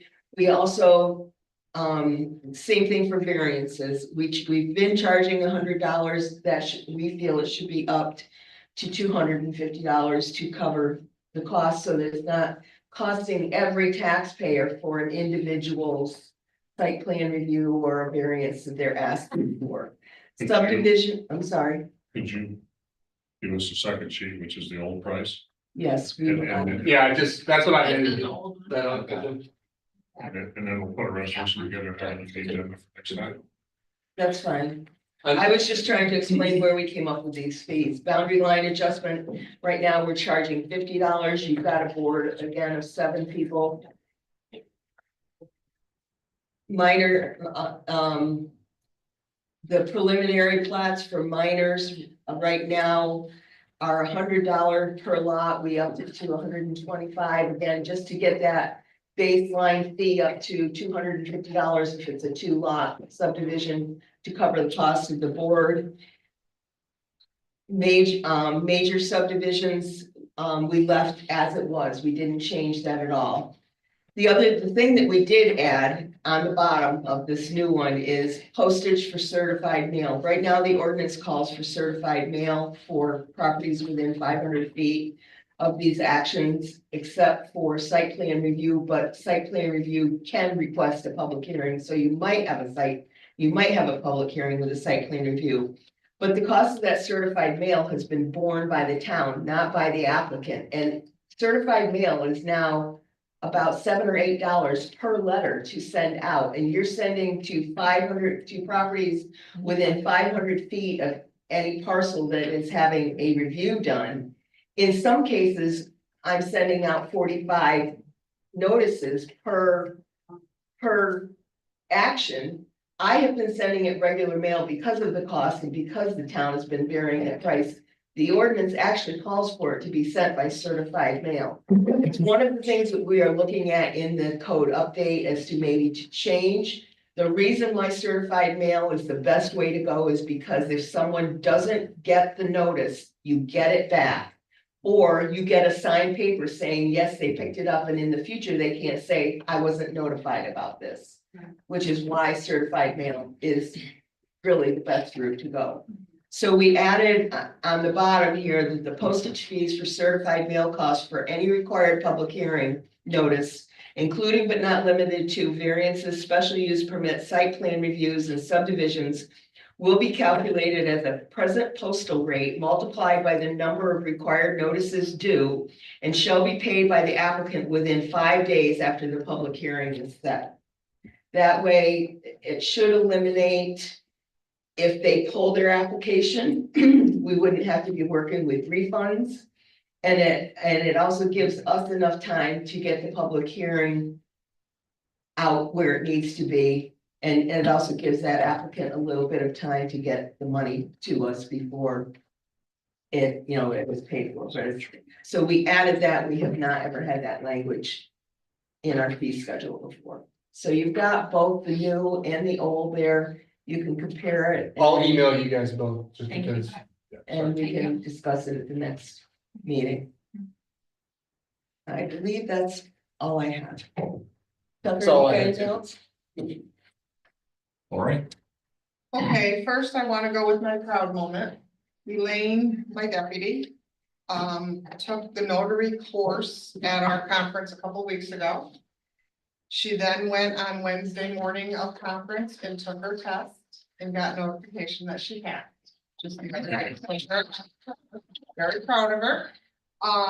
So today we filled out her New York State application, and once we get that back, we'll order her stamp and training will start on that as needed. I've given you all my monthly report. And the last thing is SW1, which is the Lake Luzerne Water District bills. We're gonna start reading meters towards the end of May. Those bills will go out by the end of June.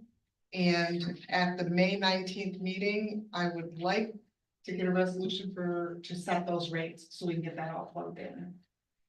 Prior to starting the billing process. And I don't know what those rates are gonna be, that's up to you guys, whether they're gonna change or stay the same or whatever. Correspondence. No. No, it's good. Okay. What's going on? Only one. And I don't know if Colleen or Lori sent it to us today about the kayak racks at the lake. Colleen did.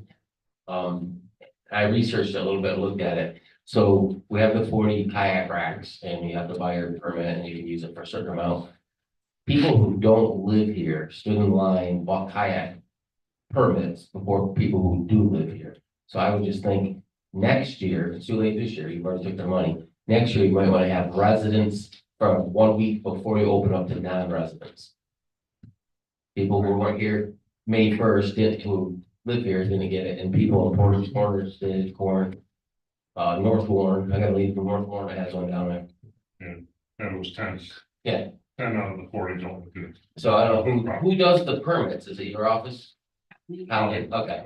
I was here. Before you do it next year, my suggestion is residents for the first week. Or taxpayers, how do you word it? Residents or property owners? There you go, property owners will be fine, taxpayers. Because the seniors who come up in just the summer, you know, they might not be residents, but they should have a right for it. I got 5 or 6 complaints.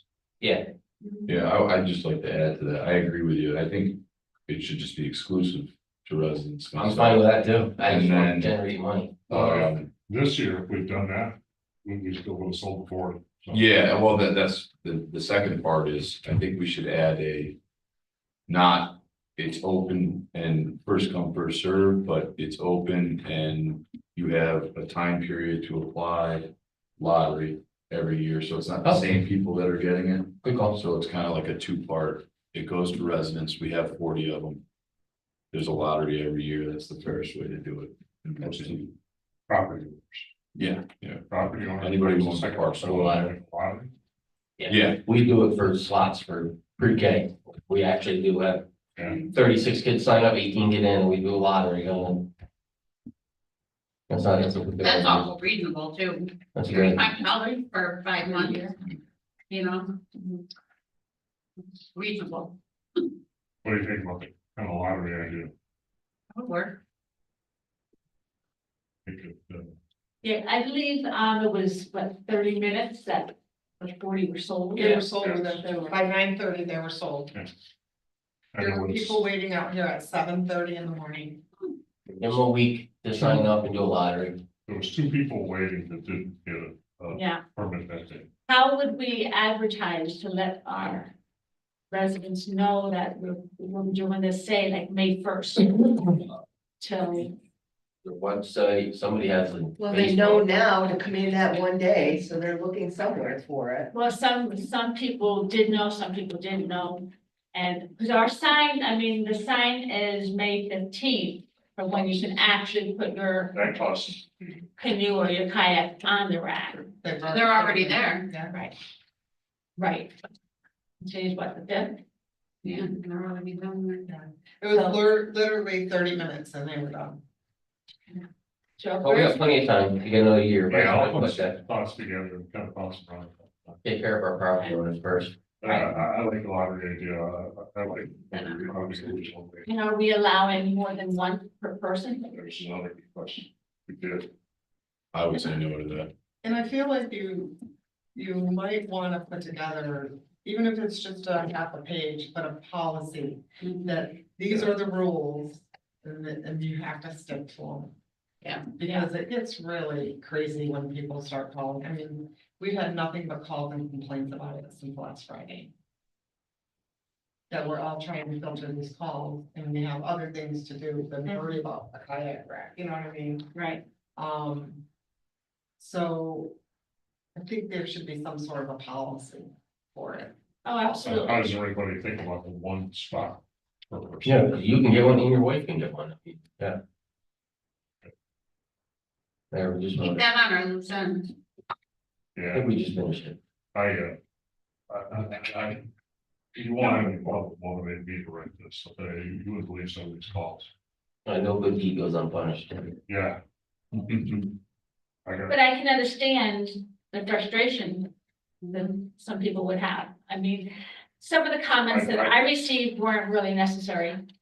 But I can understand the frustration. I mean, hey, you know, I live in this town, I want to put my kayak in there and I can't because someone in Glens Falls is doing it or Saratoga. Yeah. But we hear you, we hear you, anything else? and we're working on it. No, thank you. Councilwoman Pence? Yes, we can tie up one loose end, which is the electrical down at the pavilion. I met with him, Scott, down there. He had a couple of issues. He did have to do more work than what he thought, but he did not charge us anymore. It's still the $23.75. He said he likes to give back to the town because he lives here. So kudos to him for not charging us more money. He had two other guys beside himself down there. But he did update the lights, so they're LED. Our light bill will be interesting to see if our light bill goes down. So that's all set. He did, Jim did talk with him about, he mentioned something about the parking lot lights don't work and whatnot. Or we won't do anything this year, but it's $4,000 to update that between the bathroom and parking lot. You know, if we want to do that down there, but they haven't worked in a while. Can we take just a second to talk about that? Sure. If you have playground money left over, which I'll know in a few days, in a week or two. If you have the money for that, do we want to fix those lights in the park? They're there. I would think so, because even for anything that goes on down there, like the lights now that are gonna be on both ends of the pavilion probably will stay on all night, dusk to dawn, which I think is a good thing, that we have some light down there. You know, You did, I think, including control for those, right? yeah, because they're not on, Barry said they're not on Yeah, and I right now. think the control is explaining to me, it'll come on, the dust. And you can program it to go off whenever you want. So if you wanted it to come on when you get started, and shut off at 10 o'clock. So you can come, you can do that. But he did, That's what he, proposed as part of that 4,000 Okay. parking lot, same control, and he put it in the bath. oh, okay. But if they have funds up over the playground. Do you think we should do that, like the parking lot? Yeah, I think we should bring that to the playground committee and at least I think it's, some things that pop into my head is, I don't know Yeah. how the neighbors feel about it. I don't know how long it's been since those lights are on. Yeah, but if you have them go off, maybe like at 10 o'clock or Might not something. be. Yeah. Okay. And I really think, I know you spoke about it, putting some porta johns down there because Yeah. the bathroom isn't open. Yeah, I'm gonna do that, I'm gonna get a porta potty and start June 1st. The playground is busy. And one of the neighbors has told me that several times kids have knocked on their door, Okay. probably figure out who that was. Yeah.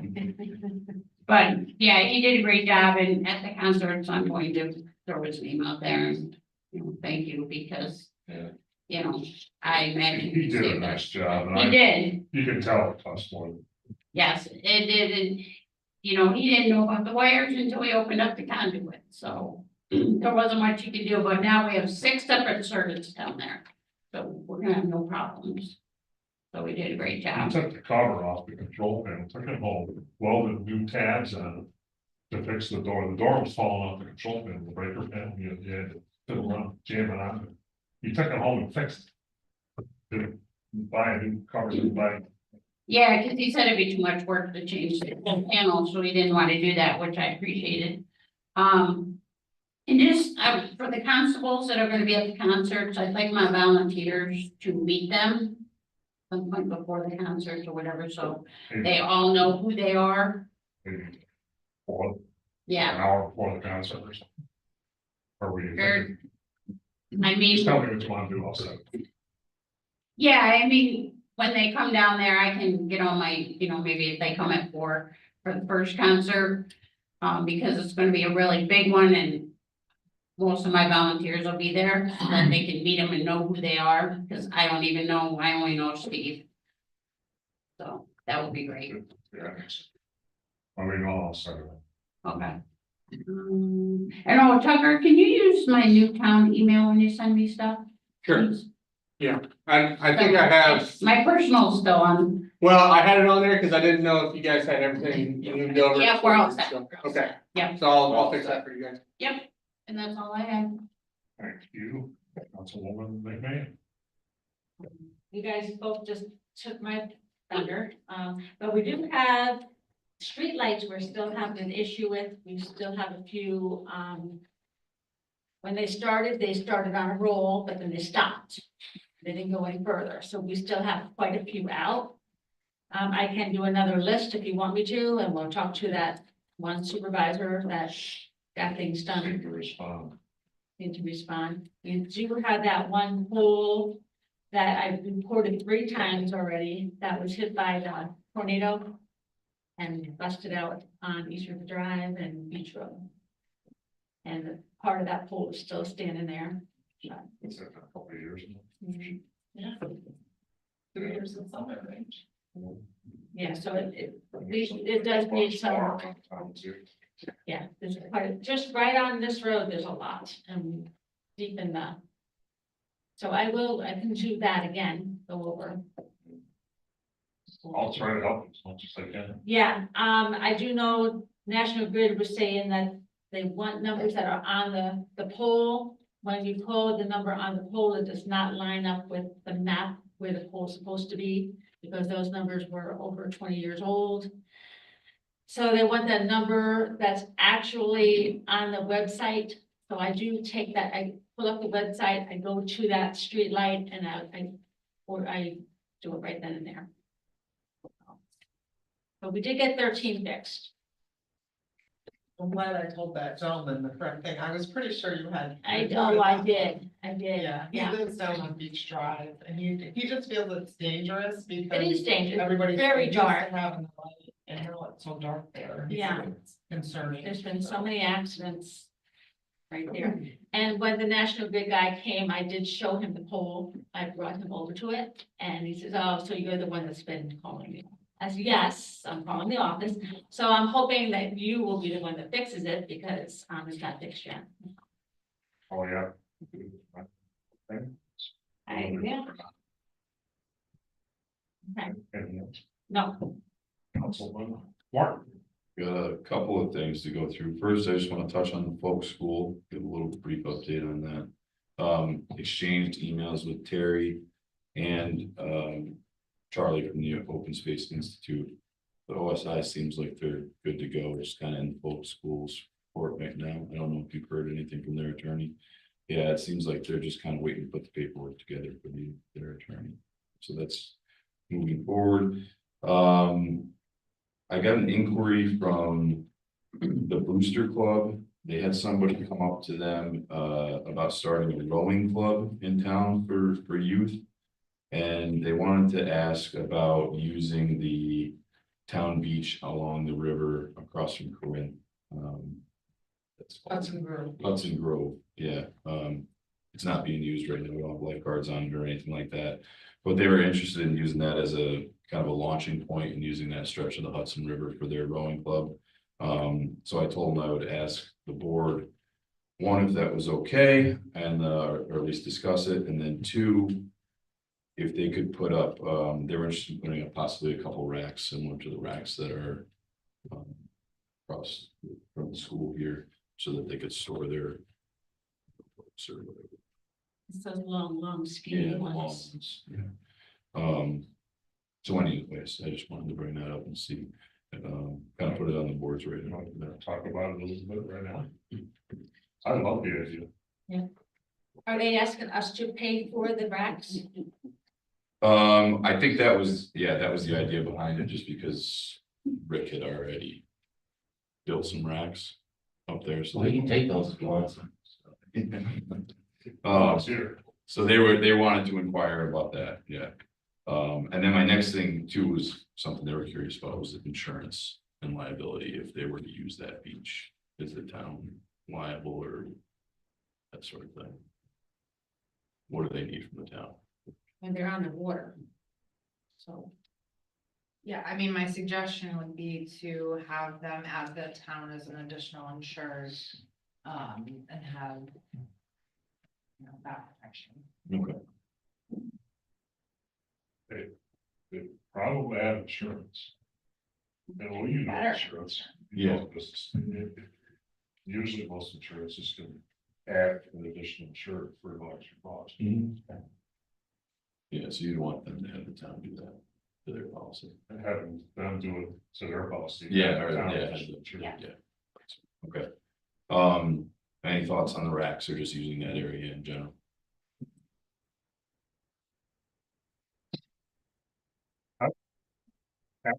So well, we should be paying. I think that's enough for a bit of a. Yeah, because I think that's opening a can of worms. No, the booster club can, pay for it, yeah, for sure, that was just, they were requiring and. Because Rick had already done a good job of building the racks there, how would they wanted to see if Rick could build the racks, they pay Rick and pay the town, or how is that? Would that be an option? Well, we have it in the budget to support the booster club by X number of dollars. Mhm. Just take it out of that, Back it out. okay. All right, well, let them know then. Do you think that would be all right? Or maybe we should maybe do half? I don't see how you can back it out. Oh, because you still pay it, that's backing it out. Well, I think if the Well, booster club is We've already paid paying, them. no, if the booster club is paying for it, that's just they're gonna be using that money to Yeah. purchase it. We've How much paid, do we? we've paid a little under 4,000. Oh, okay. Yeah. And we're stacking the invoices back. I know sometimes they do ask the shop teacher if he would, you know, they would supply that for the class, the materials, and then have the kids build it. But it's, You'd have to probably build them down there, right? no, I was saying, Yeah. Wish where we are. Everything well done, because I'd like to show some support for a group that wants to come in town. right, I'm just making this part of maybe in a couple of years, we'll have a race here. It'll bring some people in town, I don't, yeah, Skidmore, you ever see Skidmore? oh, yeah, Yeah, it's, and I used to sit there watching them go by, I could hear them come up the river, the person that yeah. Oxford's that played with. I It's agree. so, it was, I thought it was pretty cool. Yeah, and they're attempting to do this as a joint effort with Corinth as well. To try to broaden the amount of people, so they have reached out to the Corinth Youth Committee. As far as that goes, but I don't think they would have a problem paying for it out of that booster club money. It's just. Rick knows exactly how to build those things, Yeah. so, if well, I'm they- just wondering if they buy the stuff, I mean, I wouldn't have a problem if brick went down and that's what I mean, if they buy the Yeah. materials and if they, everything. yeah, they buy the material. just they- I mean, what's that gonna hurt, 2 hours? You know what I mean? You might wanna ask Rick if that's something he wants to do. Yeah, I wanted to make sure. Cause I think you gotta build them, we think you'd have to build them there. Right there, They want to go across the street, across the street, yeah, and we own that, yes, yeah. there's a room. Uh, I haven't been there. according to them, yes, I haven't been down there. I'm just kind of relaying the message. Okay, so I appreciate that. The folks who are roaming. The next thing, I talked to Ron a little bit about this. The no parking signs that you put up there on Thomas Road. We just have to get clarification on that. So correct me if I'm wrong, but the DEC approached you and asked you to put no Yeah, parking sign up. I met the lady up there, Okay, along Thomas Road, yeah. which he did, however, that area is not covered under the parking restrictions that we passed. So we either have to amend the parking restrictions so that they're enforceable or remove the signs from where they are right now. So that there's no confusion, because right now we have signs in an area that say no parking, but there's no law supporting them.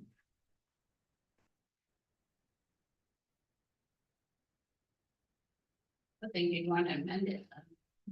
It's, I think we should move.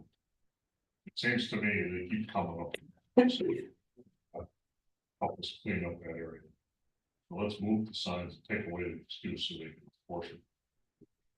Hopefully we do 3 or 4 years. So I don't know what you're saying, Joe. What do you mean remove the move the sign? signs, take away, put the signs where those people want them. So that they'll enforce it. So are they saying, no, they won't write tickets because the signs are in the wrong place? No, they put the signs there, but if they write tickets, they're not enforceable. It's because not your it's not in the local local law. So we need to amend our local law. Yeah, to they put signs in a street. different area. Yeah, so here's my issue with it, because I believe you were there, not this past February, but the February before. And we met with all the DEC from the new ranger all the way to the top, Yeah. right? And we discussed, and they requested us to put all these no parking signs along River Road. Mhm. To which we agreed to, however, we told them, we need to get a unit management plan in place. So that they have the ability to expand parking there in a responsible way. They said they would work on it. They've been saying they would work on it for 20 years now. There's been no unit management plan, but they're continually asking us to restrict parking down there and pushing people out.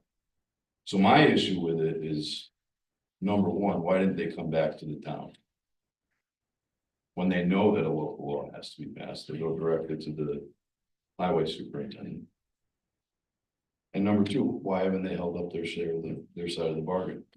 Where's the unit management plan and the additional parking that they said they would work on? So I, just personally, I'm not in favor of keeping those signs there. For the same reason that I think you were trying to vocalize, that they haven't done anything to show us that they're gonna improve that area.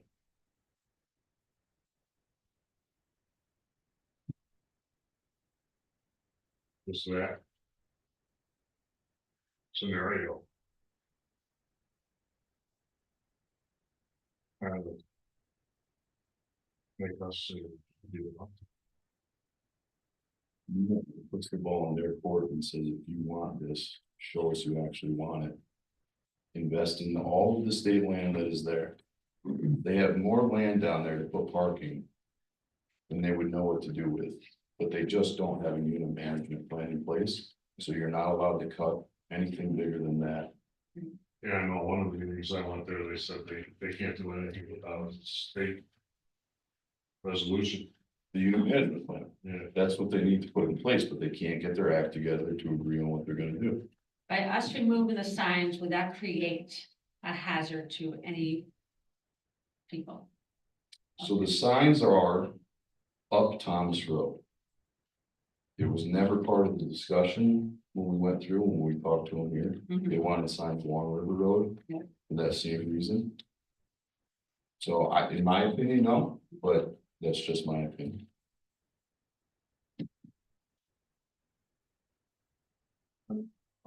for some reason, I'm not comprehending connection between the unit management and the parking. Is it a leverage issue? Yeah. So the state came to us back when we were at the meeting, right? They said, we want to make the area safer, which we all agreed needed to be done. They requested certain areas to put no parking signs in order to do that. We paid for the no parking signs. Ron put them all up where they wanted it. And then they came back to Ron and they said, we want more now up Thomas Road, correct? Is that okay? Well, the ones going down into Buttermilk, they were in the wrong spot from Yeah. from the time that Gene wanted me to put them up.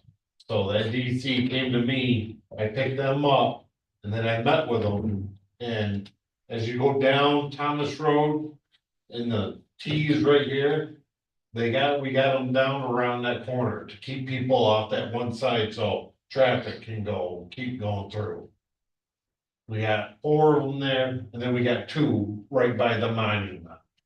For when they come out of the river, trying to keep cars from right there.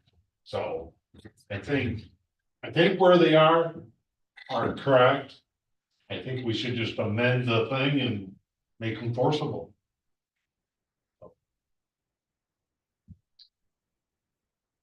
I can bring you up there tomorrow, Jim, and show you exactly what's going on. Yeah, if you want. So what's wrong with the law in the past? I think they were designated for the other areas, right? So It's nothing that we covered, and that's my point. They came to us, they asked us to do something, we did it. We asked them to amend their unit management plan. We've heard crickets.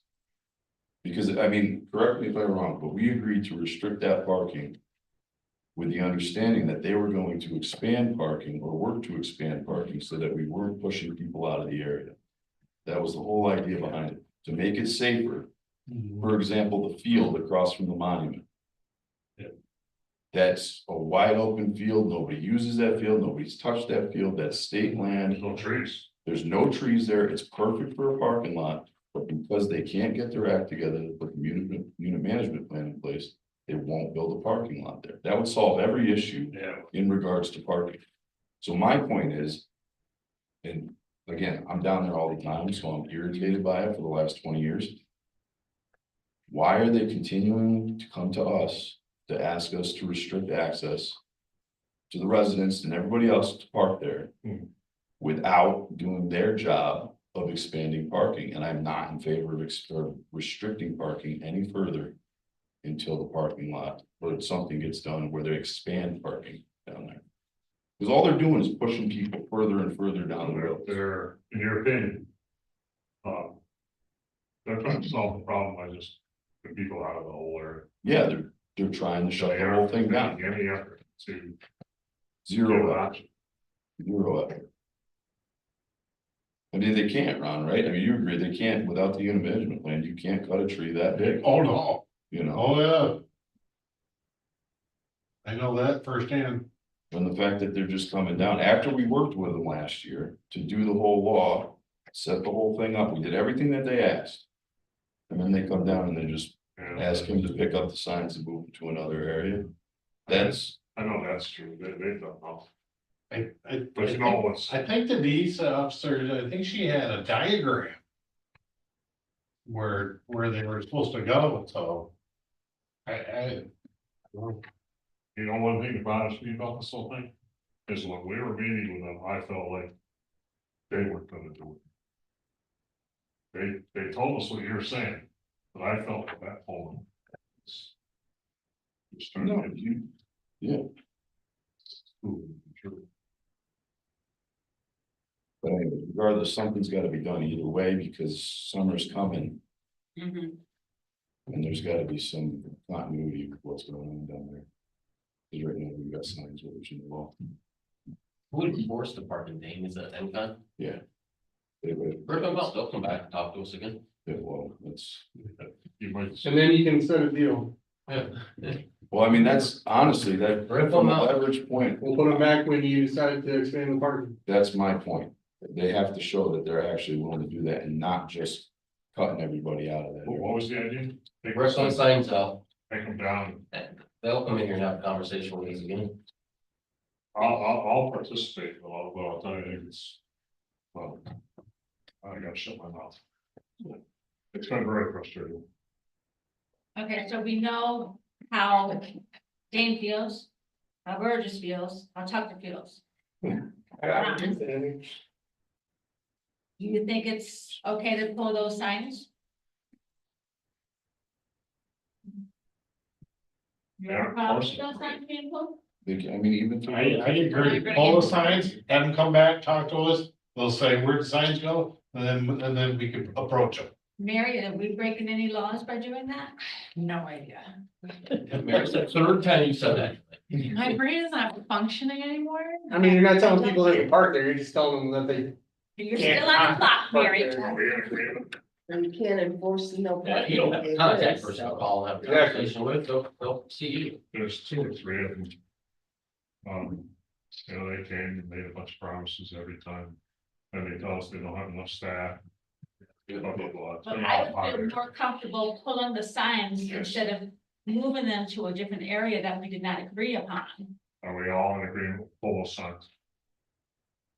We're just, Yeah, Dane and I were, yeah. half hour ago. Yeah. Yeah. I mean, there's no written agreements or anything about where those. signs No. are. Okay.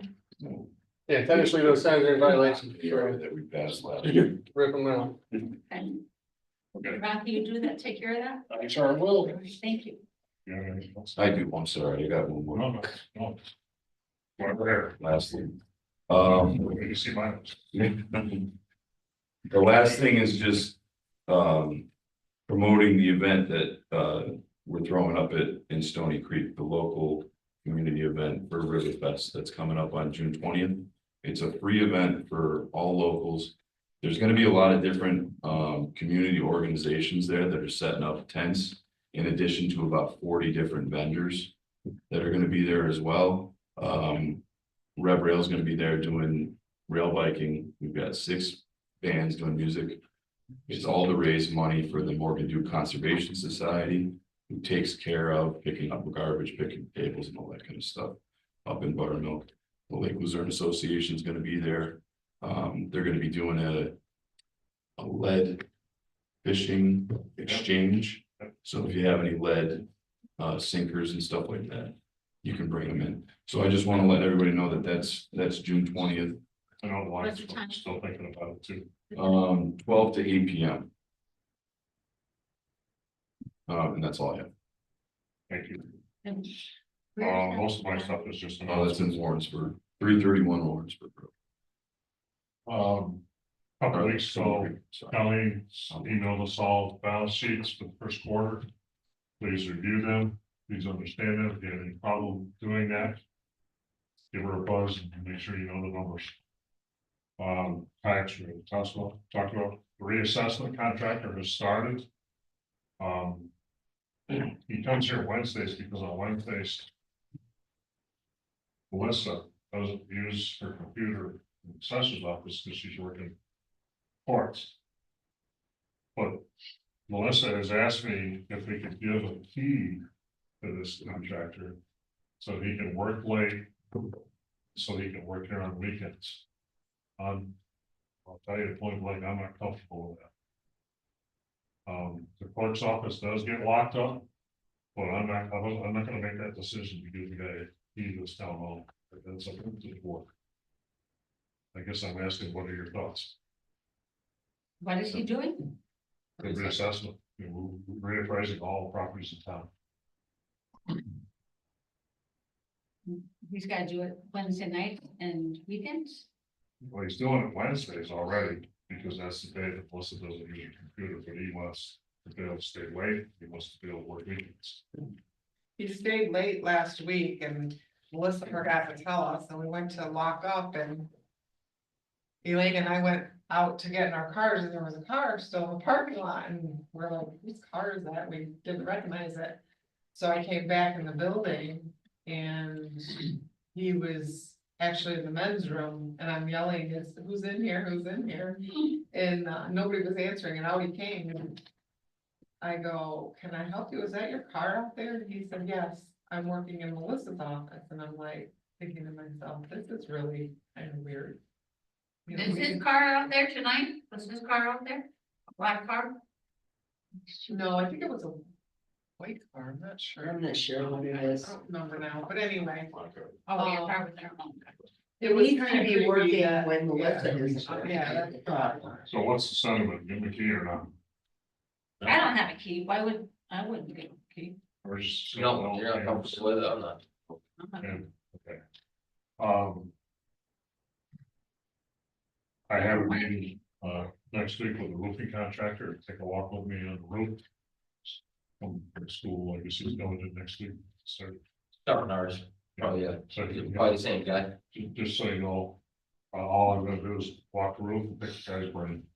Is this a new leak again? Up here? No, Wasn't that's that been there. changed? No, it's the same one, they just changed the. They changed. We Panels. have, we Panel. have a lot of water down in the, senior, especially in the kitchen area. Colleen has a really bad spot in her office too, runs right down the wall, of course. Pam Warren had the Boy Scout Cemetery project last weekend. I asked her not to come tonight because I knew we were gonna have a long agenda. She's probably gonna do it in the next meeting, get us the update on that. Very successful.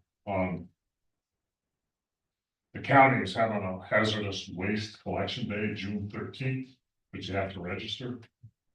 To sign up, if you have paint or whatever you want to get rid of. I've done that before and I'm gonna do this one again. That's a Saturday, so.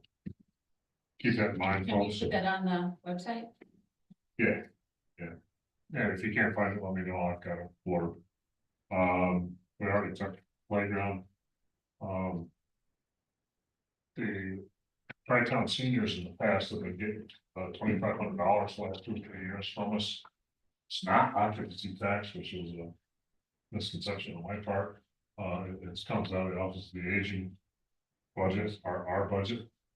And Barb kind of respectfully prefer to use that money for her own programs, not fund them this year.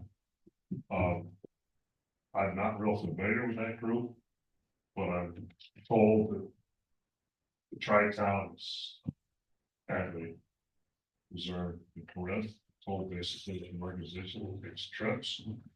And I'm told that there's 6 Luzerne residents that are part of it.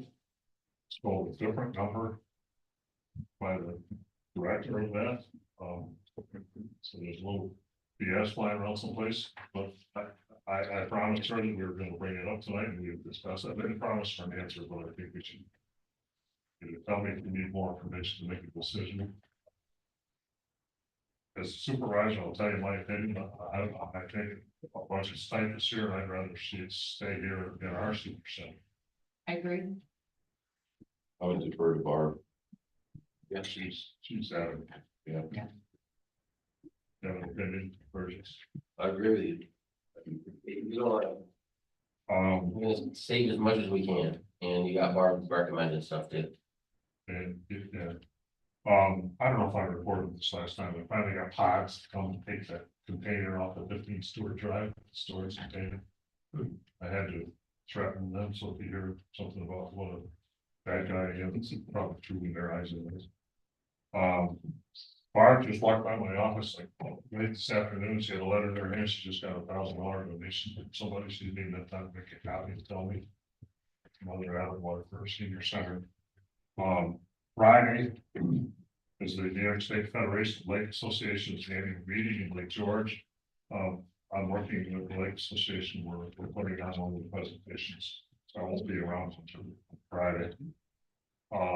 Ron, just because you're here and I won't have to chase you down, I got a complaint about litter up on Thomas Road. Thomas Road? Yeah, don't know if it's true, just passing the info on. Okay, I've been through there, but I haven't seen it. Darren already told you about the zoning committee. Oh, tomorrow, Tucker and I are going to a roundtable conference up at the Adirondack Park Agent. They have a concern at Lake. So we'll be leaving. It's a roundtable discussion with dealing with the ADA. I know I wanted to go and I asked Karen, thought it was a good idea. Tucker's willing to go, so we're going to that tomorrow. We'll probably leave at 1 o'clock, get back sometime tomorrow night. You got your loose ends list? I'm done. Mentioned Thursday. Oh, yeah, thank you.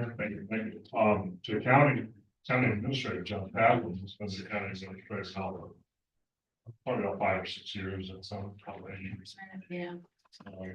If you don't know, a county administrator is a hired person, it's an appointed position, hired by the county board of supervisors. He basically runs the county. He deals with all the employee issues. He's in charge of all that. He's doing a program this year where he's going around to 4 or 5 of the towns and having a little get together, little discussion type thing, and I'm kind of proud that he asked us to host the first one. So Thursday, day after tomorrow, Well, Barb's doing her typical Wednesday lunch, and then right after that, about 12:30, John Tappan will be here. Anybody come, wants to, meet with John and express views or ask questions, please come, it's gonna be very informal. Yeah, I'm gonna go here, we're at the It's supposed to be senior. next See you month. soon. Yeah, I'm going to that. Yeah, I let Lisa know today, I'll be there. Yeah. Okay. Attorney Mary.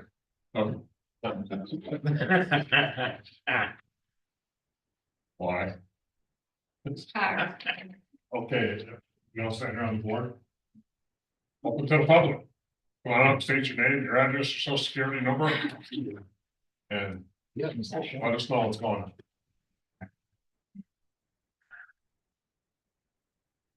It is wonderful to see my friends and you folks do a great job putting yourself for the town. Thank you very much. Thank you. That's all I have to say. No. Your 3 minutes is up. I have a number of questions. Just give me a second.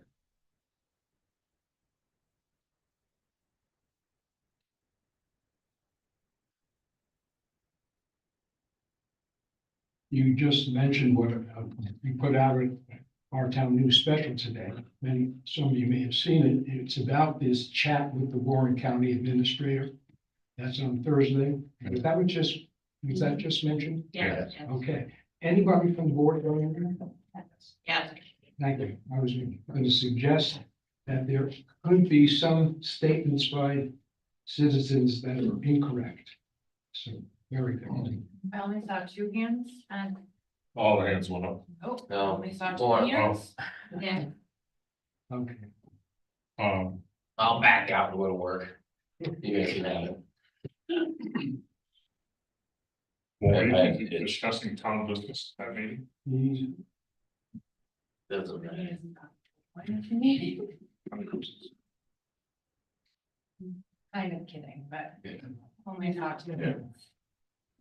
Just want to make sure I understand. The tax cap kept this being the pickup, being a general tax. That part of it, you have a tax cap, so you're pulling that out. And then you're also saying that you don't have enough reserves to cover it. Am I correct? My first question is, why isn't it part of our general taxes? The garbage, The garbage pickup, okay, we discussed that. not tonight.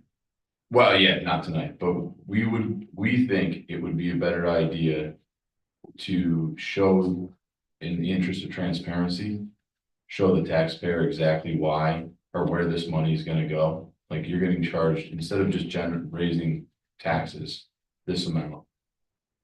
It's $200 specifically for garbage. This is a garbage thing, so that there's no question of where that money is being spent. So it's not a tax cap issue. No. Okay. Then let me ask the following question. In the future, when prices go up, what other services might have to be pulled out? Yeah, Do that's you it. foresee anything other than this is being pulled out of our general? Right now, there aren't any that we're talking about pulling. No, Now, you know as well as I do, that could change. So that this is the only impact on the reserves. well, it's 10% of the budget. But there was The short answer to your question would be yes. Okay. Just want to make And sure. sell the folk schools could have an impact too. The third, the last item. We have no reserve, right, basically. Seriously, no, almost no reserve. Right. What are we gonna do about that? That's what we're trying Sell to the do. folk school and then we're gonna separate out the cost to run the garbage program. Now, as a supervisor, I also talked to every department head and said, don't buy it unless you absolutely need it, even if you have it in your budget. If you have to buy anything that's not in the budget, you gotta come and complete it. To We me, do need the garbage truck. it's not ordered yet though. And we don't actually have quotes, day and almost kind of know about what it's gonna cost. The last one, if you can remember, This is about the town email. Number of years ago was abused. So what is the current status of that email? And what is its use? We started putting a notice out there for people to sign up for notification if they wanted to. And I'm not sure if we've gotten hardly any. We have. Yes, we're starting to get people that are signing up. It's, Um, we haven't got it set up to use it yet, right? No, not yet. We're collecting people's Yeah, information. I- That old email that you're speaking of, that was the issue. Yeah. Oh, there were many issues, but yeah. To my knowledge, it's not being Personal- used at all. And even if they brought it back, I will not touch it. You will not, go. I would not touch it if they did bring it back to use. The old one. The old email stuff. Yeah. But to my knowledge, it's not being used by anyone. so there a need for a legislative opinion about the use, ownership of that email, because it was abused.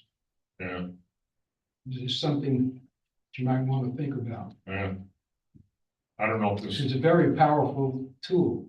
yeah, I don't know if this matters, but it kind of might be good to know. I suspect once we get the list, completed or to a point where we think we'll probably, use it through the county. County has a couple, I don't know the right names, but they have notification systems. And, you know, we push a button, county will do this with that list. We call, tell them to do that. Which would make it instantly, usable. Get the notice out real fast. They kind of helped us out with that, when we had one of the water main breaks back, was that around in January or whatever?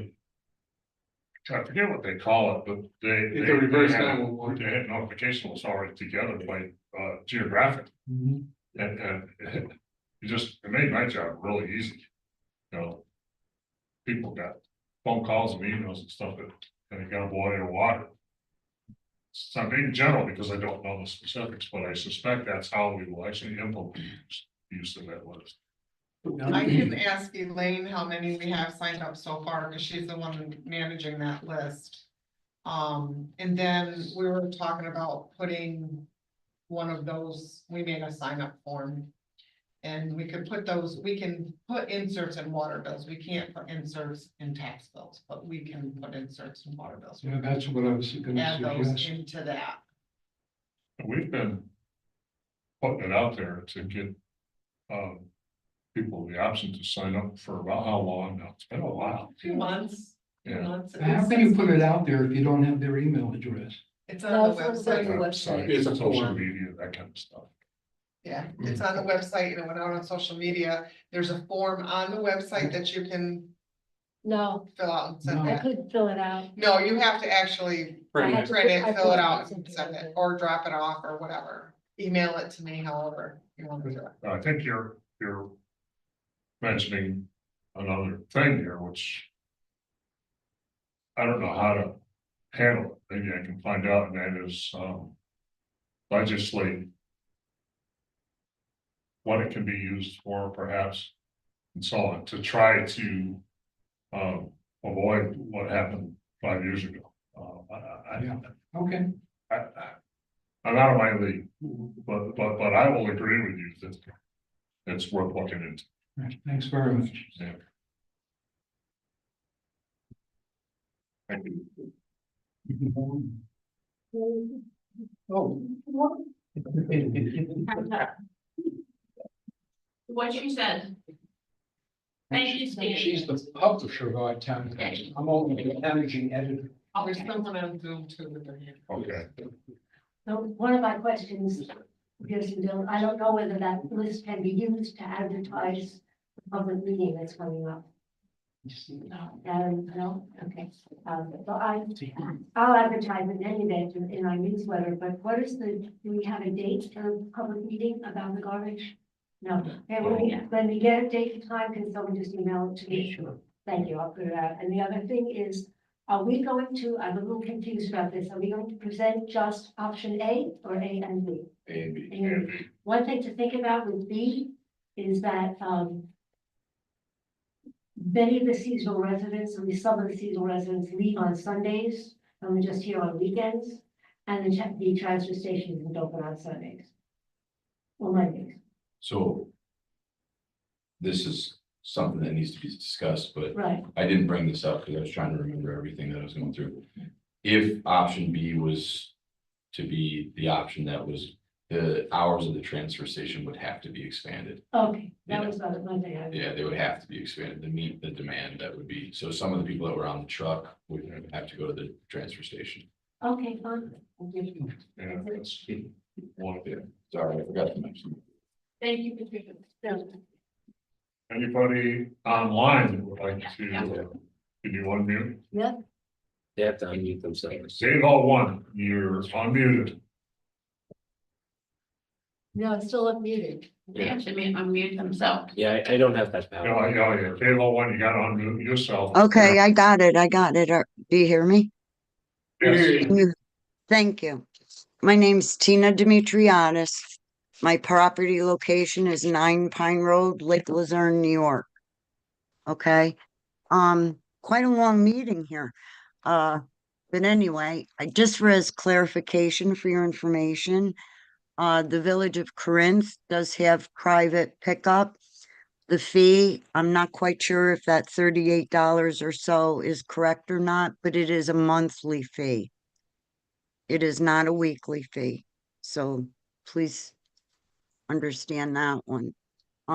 As far as the permits that would be allowed for the transfer station, if I got that correctly, it would be $50 a permit and then $2 per bag of garbage. Is that correct? Yes. Okay, great. That wouldn't add up to that much, as was quoted earlier.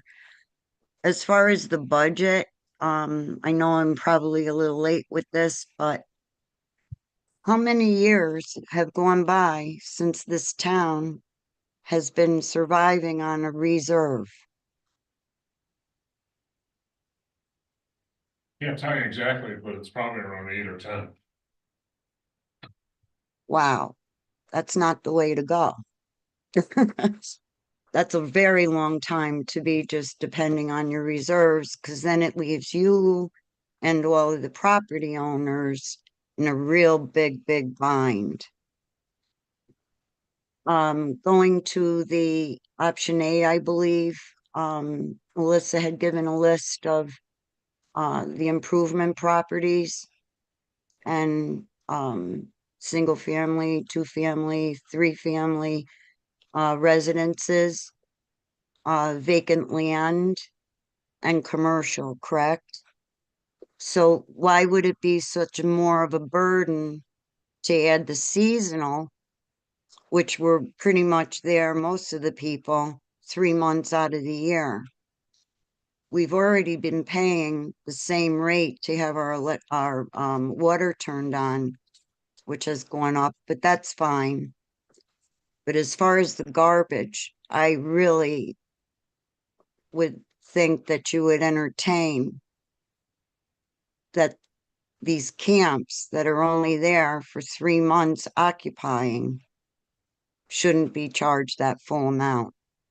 And if you're doing the billing and if you're going by property class, what's one more property class? In the area where Pine Road is, it's mostly seasonal.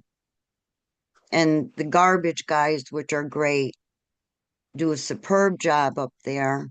But I think they pretty much know who's there and who's not there, especially when you can't even get in because the snowbanks are so high. Okay, So Lori, correct me if I'm wrong, but when you send out tax bills, close to half of the tax bills go out of town. It's close to that. So that would eliminate half of the revenue if we eliminated all the seasonal people from that. I'm not saying elimination. Okay, like if you're gonna charge like your full-time residents, property owners, $200 for people that are only using the service 3, maybe 4 months out of the year, Why would they be charged the same amount? That doesn't seem right to me. Especially if, excuse Sorry. me? But we can't police when the seasonal people are actually here. I don't disagree. I understand what you're saying. I understand your point. But it's impossible from a town level to say, well, this person came up for Christmas. No, no. Well, they wouldn't, we're basically pretty good people here. I mean, we pay the same rate to open our water. I don't hear anybody, complaining about that. But I'm just throwing it out there because if you're going by property class, the seasonal residences, I really wish that you would think about that one. Yeah, Now, I my don't, mate, go ahead, I'm was- sorry. yeah, that was one of the drawbacks that we mentioned with Plan A is it's not per usage, like Plan B would be per usage. Right. However, in order to make it function, we do have to include everybody, or else the cost would go up too much. I understand that, but we're not there 3 months out of the year, which we pump as much money as we can because there isn't too much commercial there. But why should we pay for the deficit of 8 years alone? That's not right.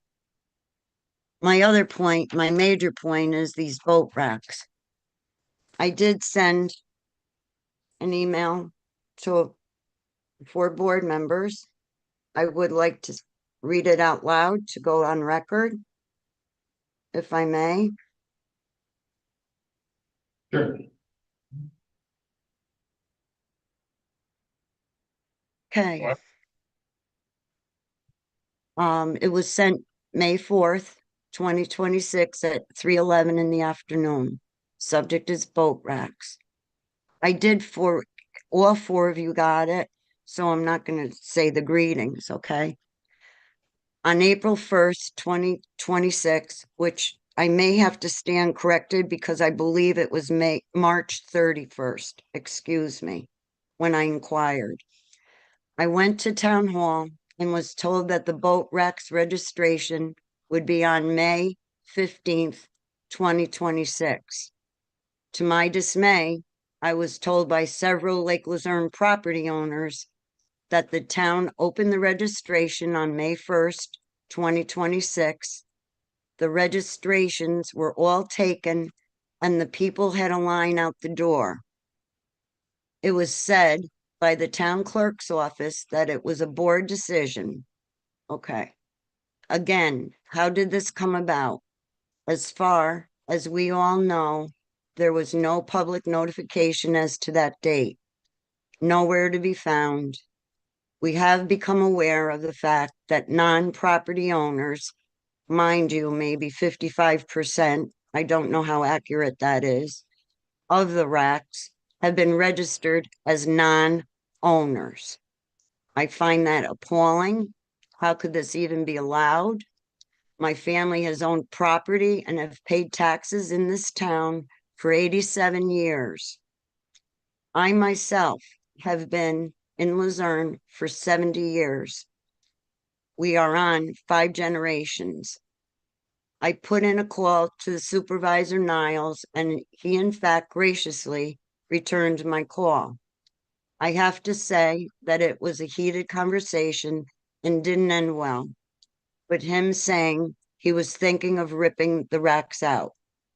I would like to know exactly how this is all played out. I work in local government. I do know how these things take place. I was hoping with the town's new government, all would be different from the past ways of doing, oops, underhanded, I lost it, shoot. 1 second, please. Now, if I can find it. Hang on, oops, Can I interrupt you for a second? yes, We're gonna revisit this. okay. I think we're all getting tired. I know, I am too, believe me. And I think that everything you've said is stuff that we've heard before, the last couple of days. I just found it. Okay. If I may, again. Well, I was told again by town hall May 15th. I would hope that no matter how trivial This should be rectified. If the rec still had room after taxpayers had gotten the registrations, it wouldn't be problem to have it open up to others. I gave you my cell phone. This is making many owners very upset. I don't believe this is the end to the situation. Government entities should let us know. How did these non-owners even know about this information of May 1st? Which I am asking. Are you done? Yes, thank you. Thank you. As I said, do we have anybody else on Zoom that wants to speak? Okay, let's cut that off, okay?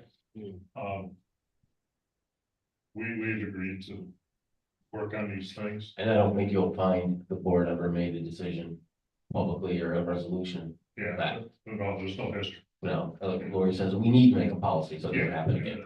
That's on. We already agreed to it. And we will do that. Just for the record, I believe it was this resident, when I suggested that we were going to remove the racks, said, I think that's a good idea, because if I can't have a rack there, nobody should. Now, the only reason I'm bringing that up is to give you a little feel for the tone of the conversation. We'll fix this. It does need to be tuned up a little bit. I don't know if anybody that said it was May 15th, because I don't know how the people that were there at 7 o'clock in the morning knew it was May 1st. Somehow they found out. People call here every day, Yeah. lots of people every day, And to ask about it. secondly, there was 10 permits issued to out of town people. 6 of them were, I forget the exact number. The total of 6 were a neighboring town, Hadley. What was the other one? We have at least 4. Queensbury and Saratoga. Yeah, all. But our own residents, our own property owners should have pretty good. I agree with that. Right. So we'll work on it. Anything else? And I believe we did say we were gonna try that lottery. Yeah. May I talk? May I talk? We are adjourning, I believe. Yeah, but I didn't, you I spoke, you wanted to speak. I just have 2 more seconds, okay? I'm not going to take any more of your time. The question of why I was told and other people May 15th. And then no notifications, nowhere else, nowhere on the website, not on Facebook, nowhere. I want to know, and so do others, how this transpired. Now I'm elderly. I'm not in the greatest shape. I got to carry it down on my back.